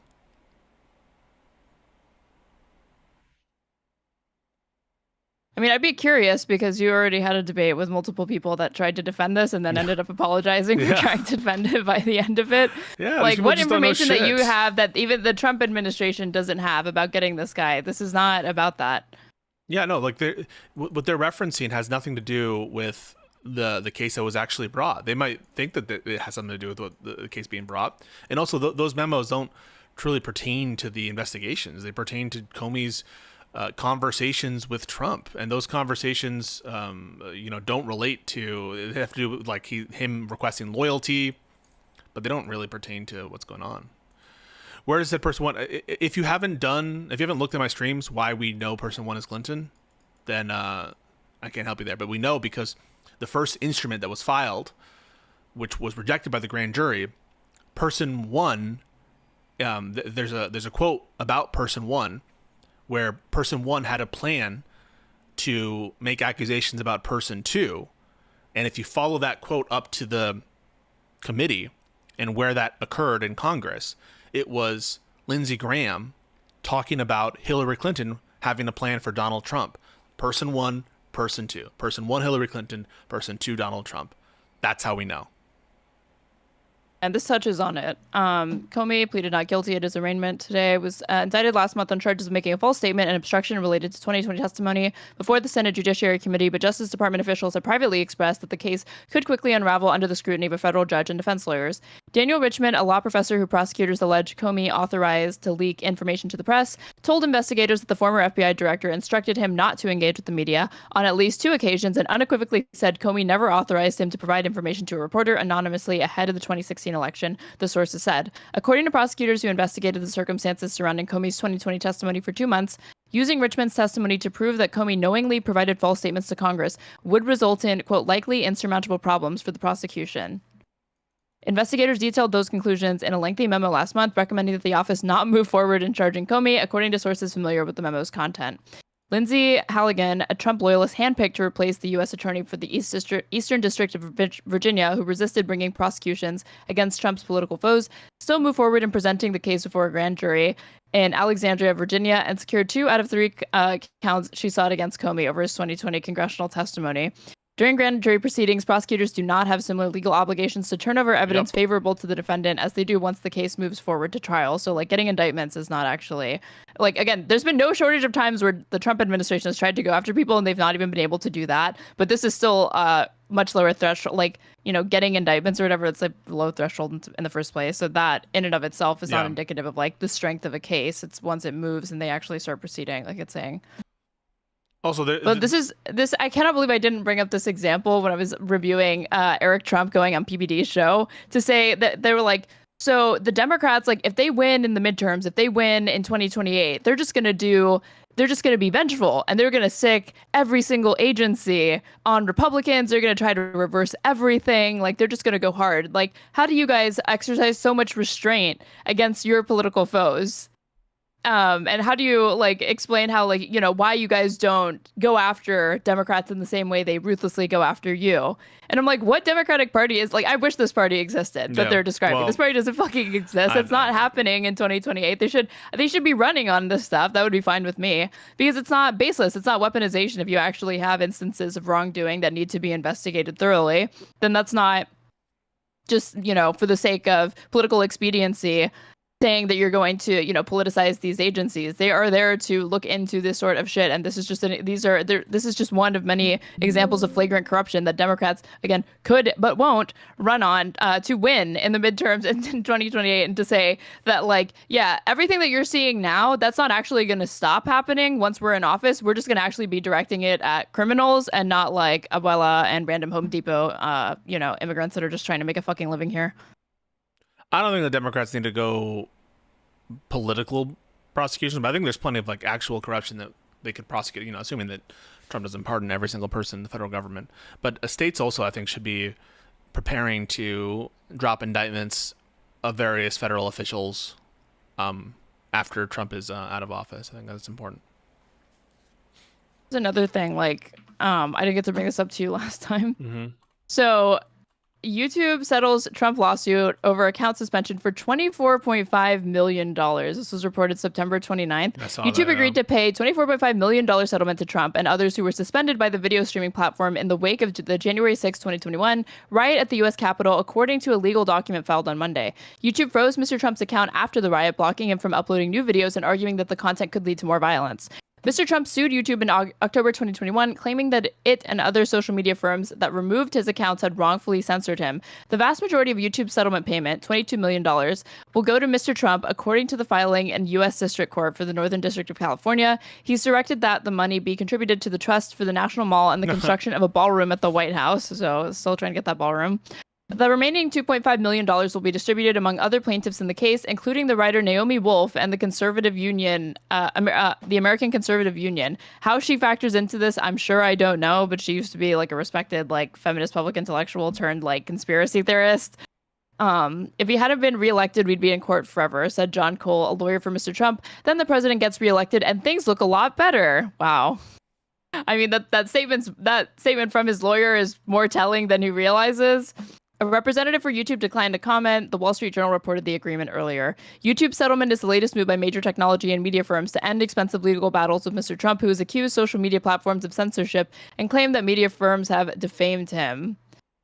And again, Meta, the parent company of Facebook and Instagram, in January settled a similar lawsuit brought by Mr. Trump, agreeing to pay $25 million. Like, it's such a fucking racket. It's insane. It's insane how much his personal net worth is just increasing. That's not even factoring in like the crypto shit or all of the other different ways that his businesses have been like he's used the office to like personally enrich himself. But just this alone as like a little like a side gig. Holy shit. Yeah, the side gig 25 million is... in January, 25 million here from YouTube, and then the fucking like the Harvard thing, that was the other thing. Harvard actually was denying. They're like, he's not getting 500 million from us. No, he is getting that much money. Probably. Hold on. Is it Harvard or Columbia? I think it's Columbia. Hold on. I think Harvard was standing tall. I hope they don't, just give him everything he wants. And we all know why it's happening. It's because if you don't settle with him and you don't personally give him money, I mean, it's the literal definition of a racket. It's a racket. He'll put the, yeah. Oh, well, no, it was Harvard. No, but this was never confirmed as a deal. When is this article from? This is from months ago, right? September 30th. Oh, wow. So again, like remember, like back in August, we've been saying like 500 million settlement. If I put Trump, Harvard. Let's see if I go back to like news. They were denying this because that number had leaked, and they're like, "That's not happening." Oh. And now it is happening. Let's see. What are they doing? They're giving money to whom? Yeah, like July 29th, 2025, it was being reported Harvard is open to paying $500 million to settle with the Trump admin, New York Times reports. But then they had said, like, then they came out publicly and rebuked that, saying, like, no, that's not true. It's just rumors. Like, we're still in the negotiations. But now it's like, no, that, like, he's repeating this and they're not. This is legitimate corruption on the level of, like, what these states in Eastern Europe do and Russia and what was happening in Ukraine. This is graft. This is bribery. This is extortion. This is racket. This is a whole racket. The racket is to basically exercise and wield government authority in exchange for money, sometimes personal money. So Trump says the deal with Harvard is close. President Trump said Tuesday that his admin was close to reaching a multi-million-dollar settlement or agreement with Harvard University, which would end a months-long standoff that had come to symbolize the resistance to the White House's efforts to reshape higher ed. Harvard, which would become the latest university to strike a deal with the Trump admin, has been seeking to end a thicket of investigations that the government opened as part of its wide-ranging efforts to bring the university in line with Mr. Trump's agenda. We are in the process of getting very close, President Trump said in an appearance from the Oval Office. He added that the details were being finalized. They would be paying about $500 million. Mr. Trump said that the Education Secretary, Linda McMahon, was finishing up the final details. He added that the plan was for Harvard to operate trade schools. They're going to be teaching people to do AI and a lot of other things, engines, lots of things. He said, we need people in trade schools. Harvard did not immediately comment on Mr. Trump's remarks. Mr. Trump has projected optimism about the deal in the past. In June, he wrote on social media that it was very possible that a deal will be announced over the next week or so. At the time, he predicted that such a settlement would be mind-bogglingly historic and very good for our country. Harvard and the government spent much of the summer in talks before the negotiations stalled, but the president's comments on Tuesday followed multiple phone calls to Mr. Trump from Stephen A. Schwarzman, the billionaire chief executive of the Blackstone Group, a huge investment firm that manages more than $1 trillion in assets. Mr. Schwarzman is a graduate of Harvard Business School. He spoke with Mr. Trump once during the past weekend and again in a phone call on Tuesday, acting as an emissary between the White House and Harvard, according to 3 people familiar with the conversations who spoke on the condition of anonymity because they were not authorized to discuss them. So his involvement was an attempt by Harvard to pierce a division inside the admin between advisors eager to deliver a deal for Mr. Trump and more ideologically driven aides who viewed terms as too favorable to the university. Again, like this idea that like Harvard in any way, shape, or form is like, oh, they're actually, you know, on the verge of extracting too many concessions from the admin with respect to this. wild. Spokeswoman for Blackstone had no comment. Mr. Trump's top priority in the deal has been securing a pledge from Harvard to spend $500 million on workforce development programs, reflecting his history of focusing on the financial terms of settlements between the government and universities. But the president's haste to announce the settlement on Tuesday privately worried some allies who said the turn of events would make it more difficult to extract additional concessions from the university. Mr. Trump initially told reporters that he had reached a deal with Harvard before hedging that a deal was close. Some advisors have argued behind closed doors that one way to strengthen the agreement would be to subject Harvard to an independence monitor who would ensure compliance. And Harvard by the has way, consistently opposed that idea. This, thank you so much for this up. Harvard, the initial letter that they sent to Harvard was like, we want to institute a speech code. We want to institute observers, independent monitors to make sure that you aren't allowing anti-Semitic speech on your campus. You're not, that you're having like the curriculum be oversighted by the government. It was an absolutely shocking interference in the education efforts and like curriculum of Harvard. And they wanted to institute federal government essentially control over Harvard. And as libertarians, if you're a libertarian in the chat, you should care about that. If you care about free speech, you should care about that. This is an insane intrusion into the affairs of the university, basically just using them as a hostage and using as leverage the massive weight of the federal government in every other respect, in withholding all sorts of grants and withholding for ideological purposes and to extract concessions and to make everyone bow down to Trump. And you bet your bottom dollar that these, academics and these people in charge of these universities, it's going to chill speech negative of Trump, because they're going to think, even a professor, right? If a professor at Harvard is like, I'm going to criticize Trump. Oh, well, I got to think twice, because if I am too popular, if my speech is too effective, Trump is going to come down hard on Harvard again.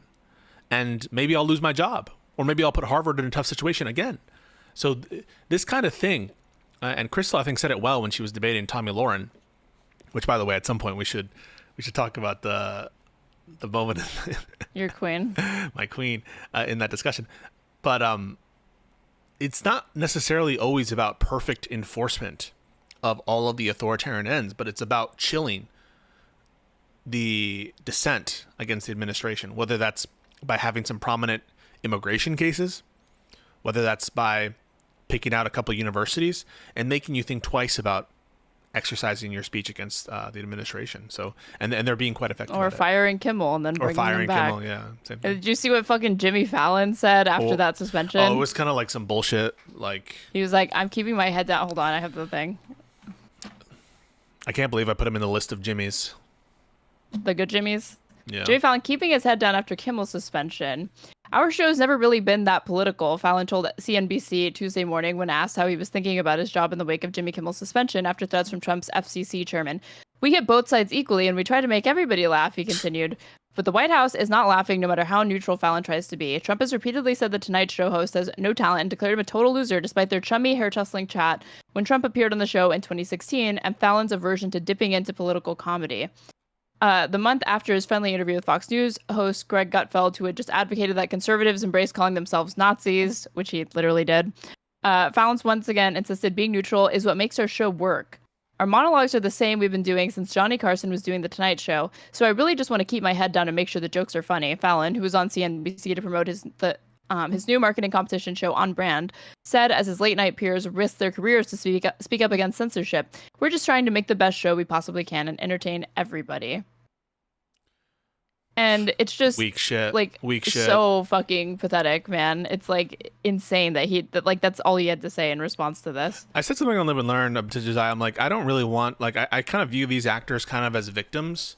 And so I don't know if I would want to see like retributive action against people who didn't stand tall when they're like being victimized essentially and being coerced and there being a racket against them. But the lack of spine for some of these institutions and people just really fucking rubs me the wrong way. You should be issuing a statement that is not just like, oh, I'm neutral or whatever. It should be like, fuck this administration, fuck Trump. We stand tall with St. Jimmy. That should be the statement. That is so fucking shitty. That's disappointing. Oh, this was what he said or whatever. He's like pretending like, oh, no one really knows what's going on.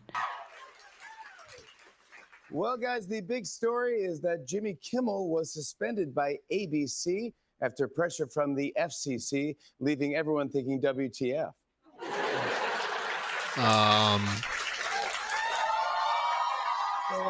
Paid millions of dollars, BTW. This morning, I woke up to 100 text messages from my dad saying, "I'm sorry they canceled your show." I go, "That's not me. That's Jimmy Kimmel." But to be honest with you all, I don't know what's going on. And no one does. But I do know What? Jimmy Kimmel. Pause that shit. No one knows No what's one knows going what the fuck on. is Who going could on? possibly say what is Dude, happening cancel right this now? motherfucker. What a Things spineless just happen. coward. People get fired and suspended out of nowhere. Who's to say whose fault it is or why it's happening? It's not like this is constantly being reported on, that he could look into it. I mean, obviously he knows, but, you know, in a more real sense, nobody really knows anything ever. Yeah, I mean, epistemically, how do we know that we're not just, this is a simulation? We could be living in a simulation. And so Yeah, that we're in a snow globe I right don't know now. what's going on, yeah. Funny and loving guy, and I hope he comes back. That's all. Okay, so that's good to say. He's I hope he funny comes and back. loving, and I hope he comes back. But you So we should be can't- saying, "Fuck Trump." We stand with Jimmy.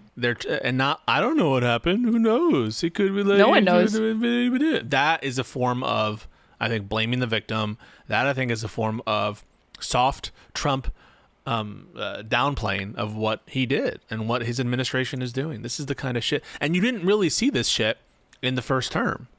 In the first term, people were willing to stand up, but there are a lot, and there are people still willing to stand up, but there are a lot of people who are just being cowards and kind of, not wanting to rock the boat. That to me is pretty sick. It's pretty sick. And I shouldn't have put him in the pantheon of Jimmys. I think I put Jimmy Kimmel, Jimmy Neutron. I forget what other Jimmy I did, but I put him in like, this is what. But he was there, Yeah. and he was not. He's thus now stripped of that. Thank you for bringing this to my attention, Jimmy Dore. No, Really quick, yeah, Jimmy Dore is not making the list either. Sorry, guys. Thank you for the $3, Mike Heck 138. Do either of you view socialism as an extension of Enlightenment values? I do, since liberalism is for political freedom, i.e. from feudalism, and socialism for economic freedom from capitalism. Okay, thoughts, Pisco? Obviously, I agree with this. No, I kind of view the Enlightenment as having to do with like a way of analyzing the world and some set of like rights-based principles. And so I don't know if an extension of that is Marxism or socialism. I'm not sure what the case is for that. No one knows. Like, as to quote our friend Jimmy Fallon. No, I literally don't know what the connection is. Maybe there's a connection. I'm just not sure of it. Okay, hold on. Then there's the other thing I was gonna pull up. Oh, you mentioned these like anti-Semitism bills. Okay, I saw this morning. This pissed me the fuck off. Oh, what does he pass? Yeah, Governor Gavin Newsom targets anti-Semitism in California schools with new law. This was reported on yesterday. Governor Gavin Newsom on Tuesday signed into law a controversial bill that aims to clamp down on anti-Semitism in schools, shrugging off objections by powerful teachers' unions and others that it will restrict what teachers can say about Israel's war in Gaza and other hot-button topics. The bill, AB 715, cleared both chambers of the legislature unanimously in votes that belied the tensions leading up to its passage in the final hours of legislative session earlier this month. During a last-minute hearing to debate the bill, the chair of an assembly committee vented he was being forced to, quote, choose between fighting anti-Semitism and supporting a bad policy bill that is opposed by every single education advocacy organization. Yeah, what does the bill do? Newsom... What does the bill do? Well, hold on. Newsom rejected such concerns and was unswayed by opposition from the California Teachers Association, a major force in state politics. He sided instead with the Jewish Legislative Caucus and leading Jewish orgs, such as Jewish Public Affairs Committee of California, which had made the measure their only legislative priority for the year. In pushing for the bill, the group cited a surge in anti-Semitic incidents in California, and members recounted their own experiences, particularly amid the turmoil in the Middle East following Hamas's attack on Israel 2 years ago. Tuesday marked the second anniversary of the attack. At a time when anti-Semitism and bigotry are rising nationwide and globally, these laws make clear our schools must be places of learning, not hate, Newsom said in a statement. Much of the requirements in the law, which takes effect on January 1st, are open to interpretation. Teachers must be factually accurate, quote unquote, in lessons and adhere to unspecified standards of professional responsibility while avoiding advocacy, personal opinion, bias, or partisanship. It also, like, again, these things, it's like, guess what? Teachers already have to adhere to these standards because they are educators. I hate this kind of shit. This is the kind of chilling shit that I hate. This is like the Don't Say Gay bill, right? Like the Don't Say Gay bill doesn't literally say don't say gay, but the whole point of it is they have this standard of. In fact, I'm going to actually pull up the provision of the Don't Say Gay bill. That's always the first response to any conservative who wants to defend it is it doesn't actually say that in there, which is like, to me, the first time like that Democrats like truly won the messaging war with reframing accurately a piece of legislation that Republicans were passing that was ghoulish, because again, it's like there is more to like you can characterize something as that without it literally saying within it, oh, you can't say that. It's like, they can, if you look closely, the language just says they have to abstain from publicly avowing their sexuality, but this also applies to straight teachers or whatever. Yeah. When it's like, is that really why this was passed? Like, what was the intention behind it? We can, glean more than just from the language of the bill. Yeah, totally. I think that like people will look at laws and they'll only think about, just the literal thing it says and not about like what the purpose is behind it and what it actually will do in the real world. So this is the relevant provision.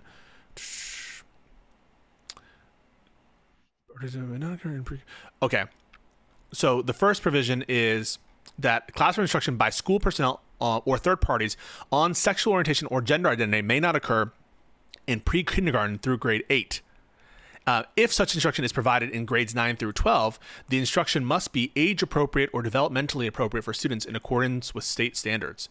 Like, that is like, what does that mean, right? Like, is classroom instruction by school personnel on sexual orientation or gender identity, does that mean that like you can't mention a gay person kissing their partner? Does that mean that you can't reference gay relationships? Does it mean that you can't reference straight relationships? What does it mean for something to be age appropriate or developmentally appropriate in accordance with state standards for instruction provided in grade 9 through 12?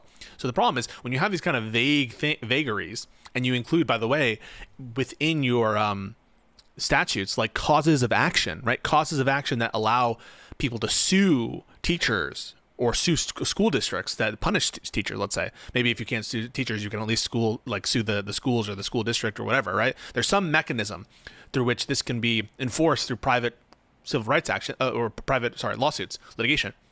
Then what's going to happen is everyone is going to adhere to the lowest common denominator to be extra safe, right? There's going to be a chilling of, well, maybe there's something on the margin. Maybe there's like an interesting story that can be told in grade 9 about a gay person coming to terms with their identity, and also like it's a good, for whatever reason, it's appropriate for English class to bring this up, but the teacher's like not going to talk about it because they don't want to risk the conservative parent in the classroom going and suing the school, and all of a sudden she being in a world of both social media and like litigation danger, either for her or for the school.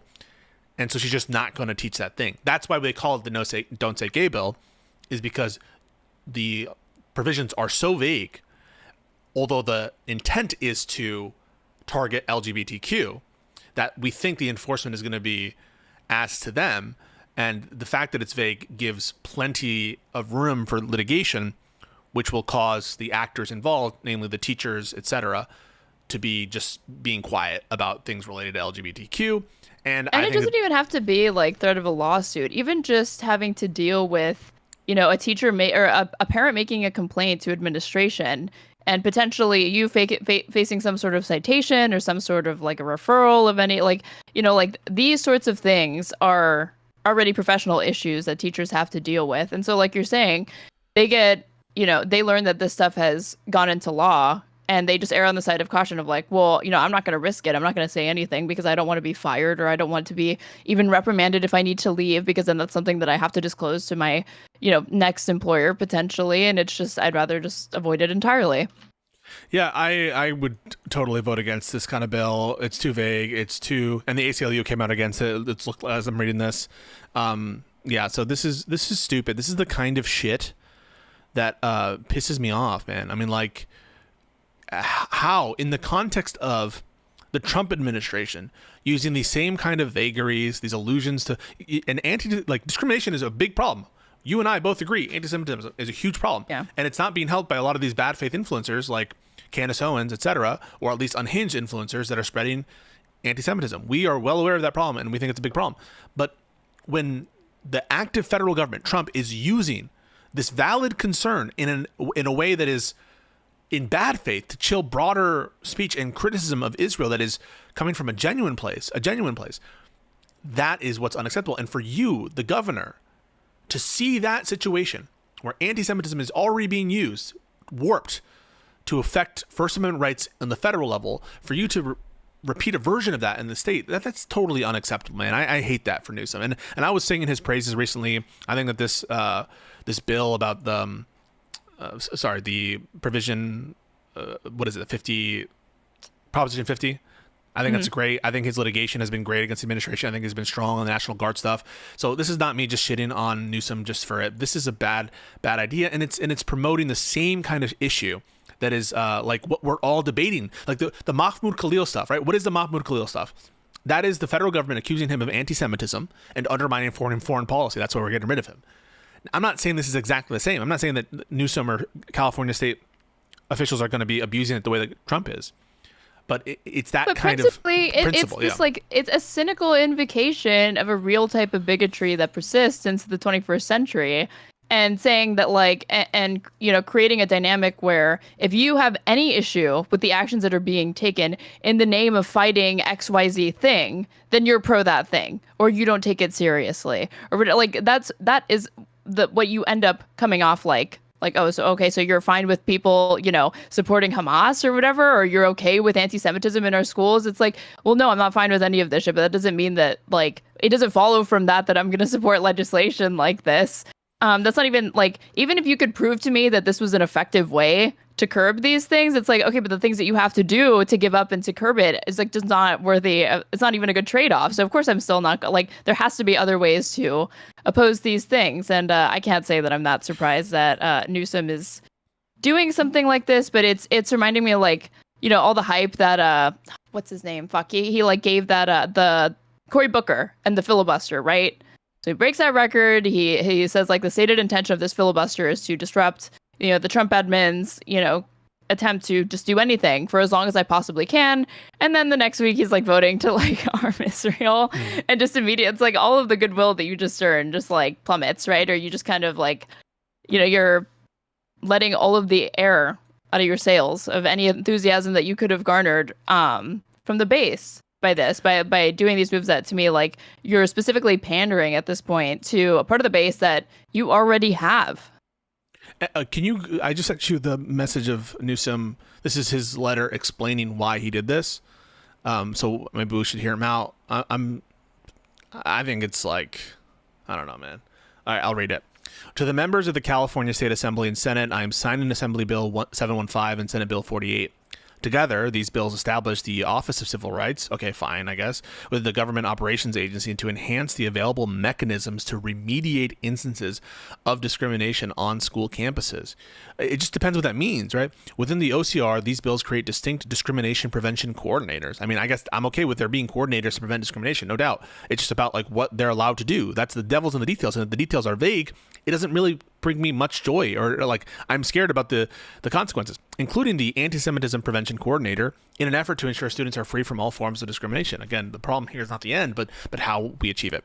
Anti-Semitism is a historic scourge and needs to be addressed aggressively, which is why my administration established the Golden State Plan to counter anti-Semitism in April 2024. It depends what you mean by addressed aggressively.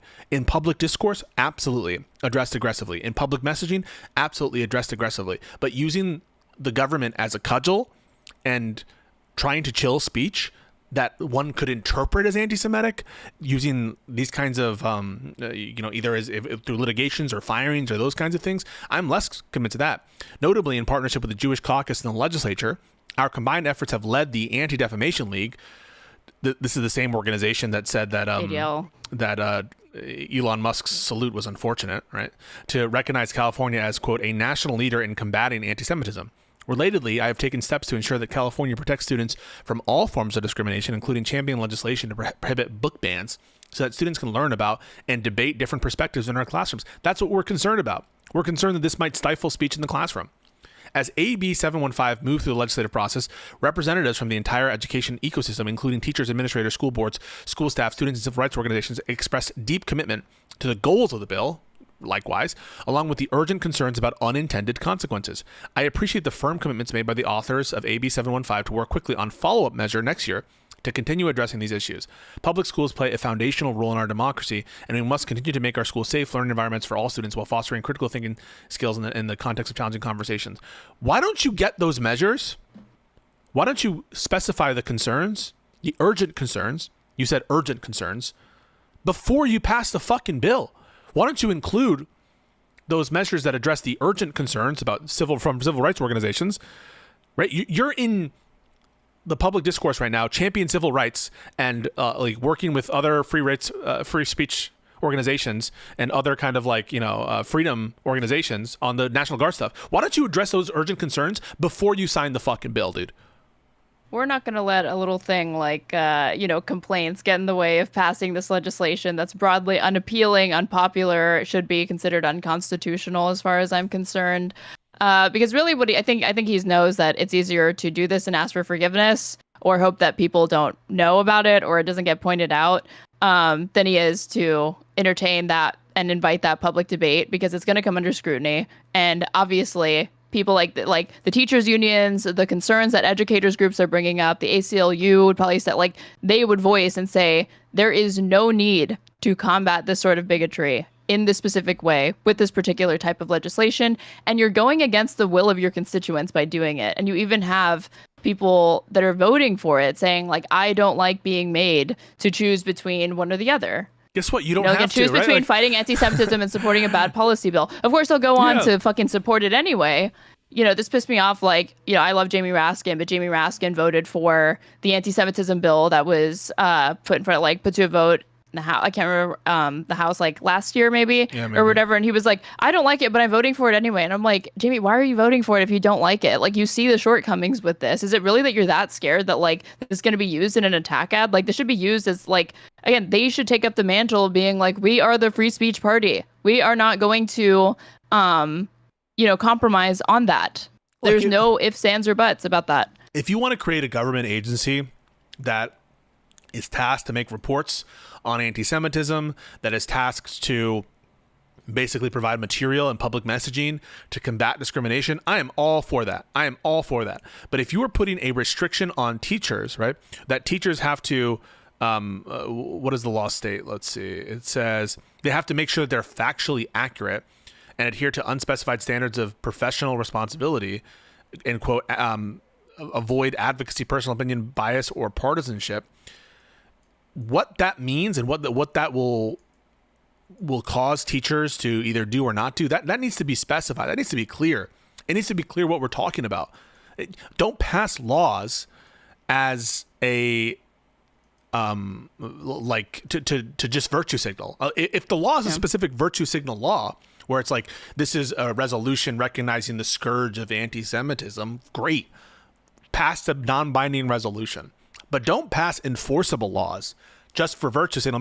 We'll figure out what it means later. I mean, this is a feature, not a bug. This is no different than the fucking loyalty oaths that like public employees in Texas have to sign to fucking that they're not going to boycott Israel. This shit exists in like in double-digit amounts of states, even though they should be found unconstitutional or whatever. It's just fucking ridiculous. And like, it's just so, again, like, cool. Newsom, keep it up with the memes. Love that. But like this is why I can't be gung-ho about Gavin Newsom. And I just hope that somebody else, there's somebody else that moves forward for 2028 that I can be more enthusiastic about supporting. Obviously, if like Newsom becomes the nominee and it's him versus some fucking Republicans, not even a question who, it doesn't matter if it's like Mitt Romney got it or whatever. I'm never going to support a Republican, but it's just so, like, this is such fucking bullshit. Like, I can't even put into words how upsetting this stuff is.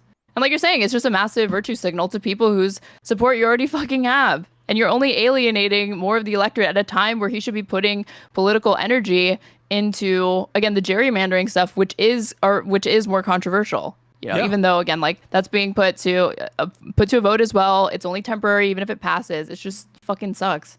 Yeah, I don't like it. I hate these things. I even hate it when it's. I'm against those laws in Texas, which are like the loyalty oaths. But also the government ID for porn. Like, I'm concerned that stuff will have a chilling, even though the purpose there is great. Like the purpose there is like prevent harmful access to minors of something, right? Like I can agree that there's a good aim at something, which is like prevent children from getting access to harmful material or whatever. But how you do something that relates to expression and speech, I think is so fucking important. And so I'm very cynical of the laws that are like, banning children from accessing the internet, laws that ban or that force ID requirements on adults before they access pornography sites, things like that, because not necessarily because I don't agree with the underlying goal, which could even be a great goal in the case of combating anti-Semitism, in the case of preventing access to harmful material to minors. How you do it is so important. This misses the mark on every conceivable level. It misses where the base is at. And yeah, so I totally agree with the aim to stop anti-Semitism, but you don't pass a law and then say, oh, we'll worry about it later. And especially when you're like, it's an urgent concern, we'll deal with it next year. Like, what the fuck, dude? Yeah, like, we pinky promised that we're gonna have we're gonna follow up legislation next year. Like, why is that being tabled? For one, David Goldberg, president of the California Teachers Association, highlighted Newsom's comments on unintended consequences, calling them significant. At a time when too many are seeking to attack academic freedom and weaponize public education, AB 715 would unfortunately arm ill-intentioned people with the ability to do so, Goldberg said. Democratic Assembly members Rick Chavez Zabur and Don Addis introduced the anti-Semitism measure in July after an earlier piece of legislation, which would have placed tight guardrails on curriculum for ethnic studies classes, was knocked down by the teachers union and other education groups. To drum up needed support for AB 715, Zabur and Addis agreed to major amendments during the last week of that legislative session, including the removal of language on what constitutes an anti-Semitic learning environment. Okay, but which is already so like crazy, a despotic Aaron, thing for the government to attempt to define and put into words. It's so crazy to me that, like, okay, you recognize that in order to get the votes necessary, you had to remove the language that gave clarity on what is meant by anti-Semitic learning environment. But if giving clarity to it causes people to be against it and causes us not to support it, doesn't that tell you something about what the intention is here? Like, right? Like, if providing clarity about what you want out of this bill makes it so it fails to marshal the support of the overwhelming Democratic legislature in California, doesn't that tell you something? Do you understand that point there? Right? Like, the ambiguity is a problem for sure. But if providing clarity causes it to be like, whoa, what the fuck is this? That's also a problem. David Bacarsley, executive director of JPP, called the signing a historic day for California's Jewish community and for every child who has ever felt unsafe, unseen, or unwelcome at school. By signing AB 17, Governor Newsom has sent a clear and powerful message. Not the message that he's about to say. Anti-Semitism, like all form of hate, has no place in our public schools, period. Bacarsley said, this law is more than policy. It is a promise that Jewish children, their families, and all students deserve a great public education and classrooms free from hate and discrimination. Holy shit. Brian says, we are complaining about policy against anti-Semitism while the army is deployed to Chicago and Tropical Africa. We spend plenty of time talking about these deployments. I spend like all the time talking about that. I went specifically on Tim Pool to talk about that. Like, Jesus fucking Christ. We spend so much time talking shit about the Trump administration, talking about how it's corrupt, how it's horrible.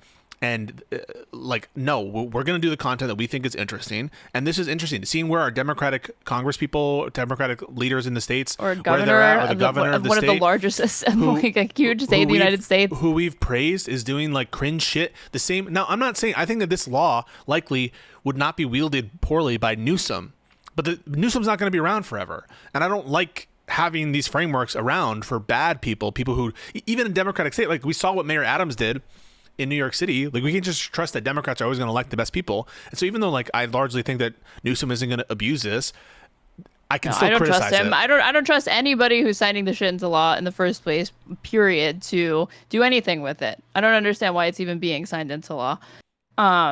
This is from June 20th, 2024. Wikipedia now labels the top Jewish civil rights group as an unreliable source. This is in reference to the ADL. Wikipedia's editors declared that the Anti-Defamation League cannot be trusted to give reliable information on the Israel-Palestine conflict, and they overwhelmingly said the ADL is an unreliable source on anti-Semitism. It's a stunning rebuke to one of the world's preeminent authorities on anti-Jewish hate and a significant advocate for the rights and causes of American Jews.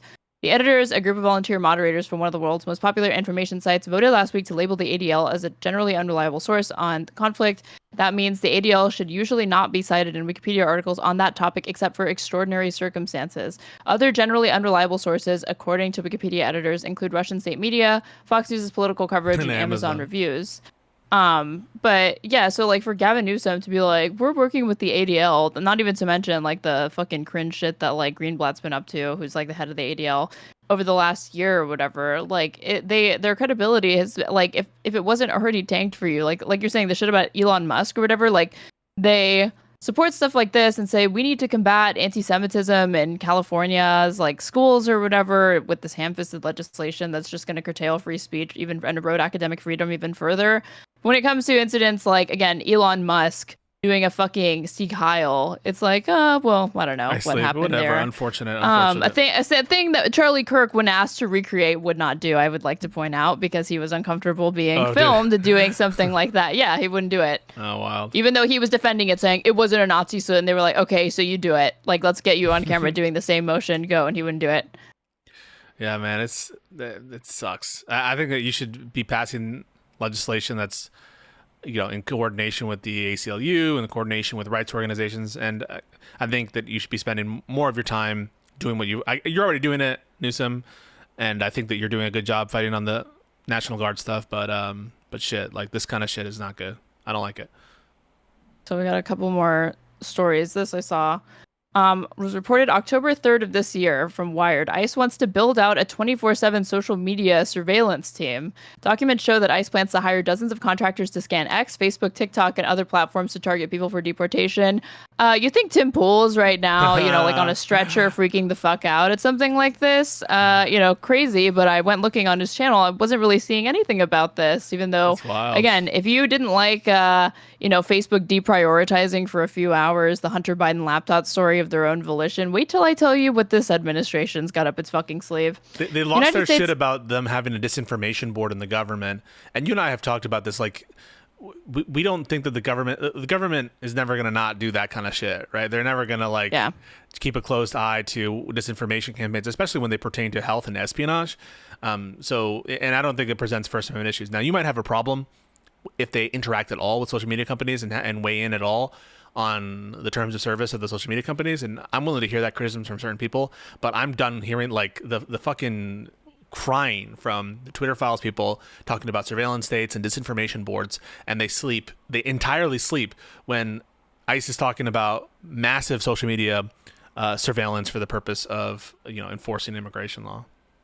Yeah, when they're like, oh, well, I don't like this either. Even if you can get them to pay lip service to condemning this as well, It's like, okay, why do you have 20 videos on your channel talking about that? But you had nothing about it until last, and even then, it's just, oh, well, that's bad too. Mm. Yeah. Convenient. U.S. And the thing is, like you're saying, like, I think the government's always going to be monitoring these sorts of things. And it is hard because it's like one of those things where it's like, in my ideal world, they like wouldn't be. But I think the request for the government to not do it in this weird way ends up incentivizing there to be like, I think you should demand transparency instead of like opposition, because to me, it's like, it's not a question of whether or not the government with all of its money, tools, security apparatuses is going to engage in this sort of surveillance. They are going to engage in this sort of surveillance. I don't like that sort of surveillance, but I would rather at least know why or how, and there be like an open, like a never-ending, open, ongoing conversation about what they're doing, as opposed to the demand, don't do it, that they will never comply with, and that you don't know. It's so funny you say that you want transparency when it relates to potential rights violations or potential intrusions. Look at what Trump just said. What? I mean, he's being transparent.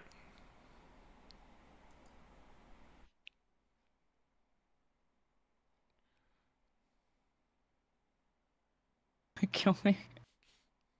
Oh my God. Burning mob, and we've made it 1 year penalty for inciting riots. We took the freedom of speech away because that's been through the courts, and the court said you have freedom of speech. But what has happened is when they burn a flag, it agitates and irritates crowds. I've never seen anything like it on both sides, and you end up with riots. So we're going on that basis. We're looking at it not from the freedom of speech, which I always felt strongly about, but never passed the courts. flag. What? He Burning is Mar- dementiaed. He is totally dementiaed out. Healthy man running this country. Don't know what you're seeing. United States immigration authorities are moving to dramatically expand their social media surveillance with plans to hire nearly 30 contractors to sift through posts, photos, and messages, raw material to be transformed into intelligence for deportation raids and arrests. Fed's contracting records reviewed by Wired show that the agency is seeking private vendors to run a multi-year surveillance program out of two of its little-known targeting centers. The program envisions stationing nearly 30 private analysts at ICE facilities in Vermont and Southern California. Their jobs scour Facebook, TikTok, Instagram, YouTube, and other platforms, converting posts and profiles into fresh leads for enforcement raids. The initiative is still at the request for information stage, a step agencies use to gauge interest from contractors before an official bidding process. But draft planning documents show the scheme is ambitious. ICE wants a contractor capable of staffing the centers around the clock, constantly processing cases on tight deadlines, and supplying the agency with the latest and greatest subscription-based surveillance software. The facilities at the heart of this plan are two of ICE's 3 targeting centers, responsible for producing leads that feed directly into the agency's enforcement operations. The National Criminal Analysis and Targeting Center sits in Williston, Vermont. It handles cases across much of the eastern U.S. The Pacific Enforcement Response Center, based in Santa Ana, California, oversees the western region and is designed to run 24 hours a day, 7 days a week. Internal planning documents show that each site would be staffed with a mix of senior analysts, shift leads, and rank-and-file researchers. Vermont would see a team of a dozen contractors, including a program manager and 10 analysts. California would host a larger nonstop watch floor with 16 staff. At all times, at least 1 senior analyst and 3 researchers would be on duty at the Santa Ana site, aka this is like just literally Big Brother shit. Together, these teams would operate as intelligence arms of ICE's Enforcement and Removals Operations Division. They will receive tips and incoming cases, research individuals online, and package the results into dossiers that could be used by field offices to plan arrests. The scope of information contractors are expected to collect is broad. Draft instructions specify open source intelligence, public posts, photos, and messages on platforms from Facebook to Reddit to TikTok. Analysts may also be tasked with checking more obscure or foreign-based sites, such as Russia's Vcon, a Russian website I can't say the name of. Yeah. They would also be armed with powerful commercial databases such as LexisNexis, Accurant, and Thomson Reuters Clear, which knit together property records, phone bills, utilities, vehicle registration, and other personal details into searchable files.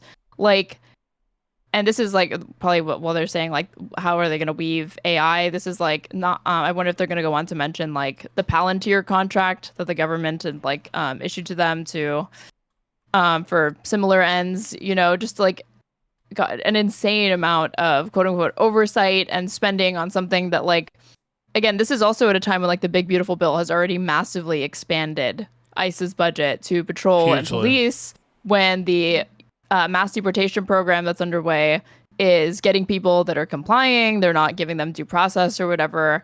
And like still more money is being spent on getting these people that, again, if they didn't have stupid things like quotas or whatever, not that I want them to fulfill those quotas, they could probably just get through orthodox means, you can't like uncover these gangs overnight or whatever that you say exist in cells in the United States. But they're all they've done is like now it's privatized and it's expanded and privatized. That's the difference. I think that it's like if you take a step back, what are we talking about here? We're talking about a rogue law enforcement agency. This rogue law enforcement agency is using Trump's friends who have softwares like named things like Palantir, which are literally like the evil eyes that were being used in Lord of the Rings, or the seeing stones from Lord of the Rings. They're being run by these fucking insane billionaires who want to make meta-humans and like augment humans, and Republicans are just like going along with it. This dystopian future is being funded, is becoming reality, and they don't give a fuck. They don't give a fuck. This is the only thing they care about, I think, is like owning the libs and being part of their cult. Yeah, the plan goes beyond staffing.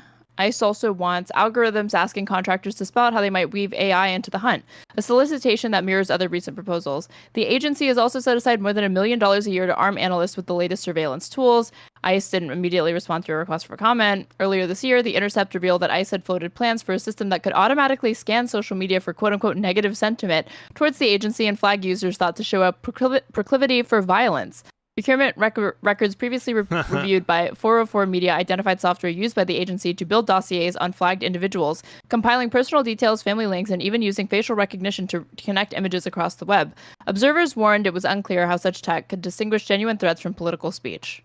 well, it's not intended to do that, so it's obviously not going to do that. It's meant to. It's like the social credit system from China. They want to make our country into China and to start attacking anyone who talks shit about the administration. So if you have a negative opinion about what Trump is doing, they're going to flag you. If you start calling people fascists who are acting fascist, they're going to flag you, and they're going to start building profiles on you and surveilling you. So it's just an excuse.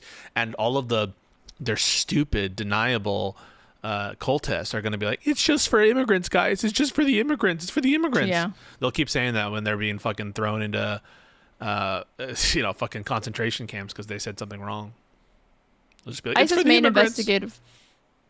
I said, well, like, and even if it was, it's like that also shouldn't be something that you, aren't concerned about. You know, like, oh, it's just them. Like, oh, was that supposed to be like comforting or something? ICE's main investigative database, built by Palantir Technologies, already uses algorithmic analysis to filter huge populations and generate leads. The new contract would funnel fresh social media and open source inputs directly into that system, further automating the process. Planning documents say some restrictions are necessary to head off abuse. Contractors are barred from creating fake profiles, interacting with people online, or storing personal data on their own networks.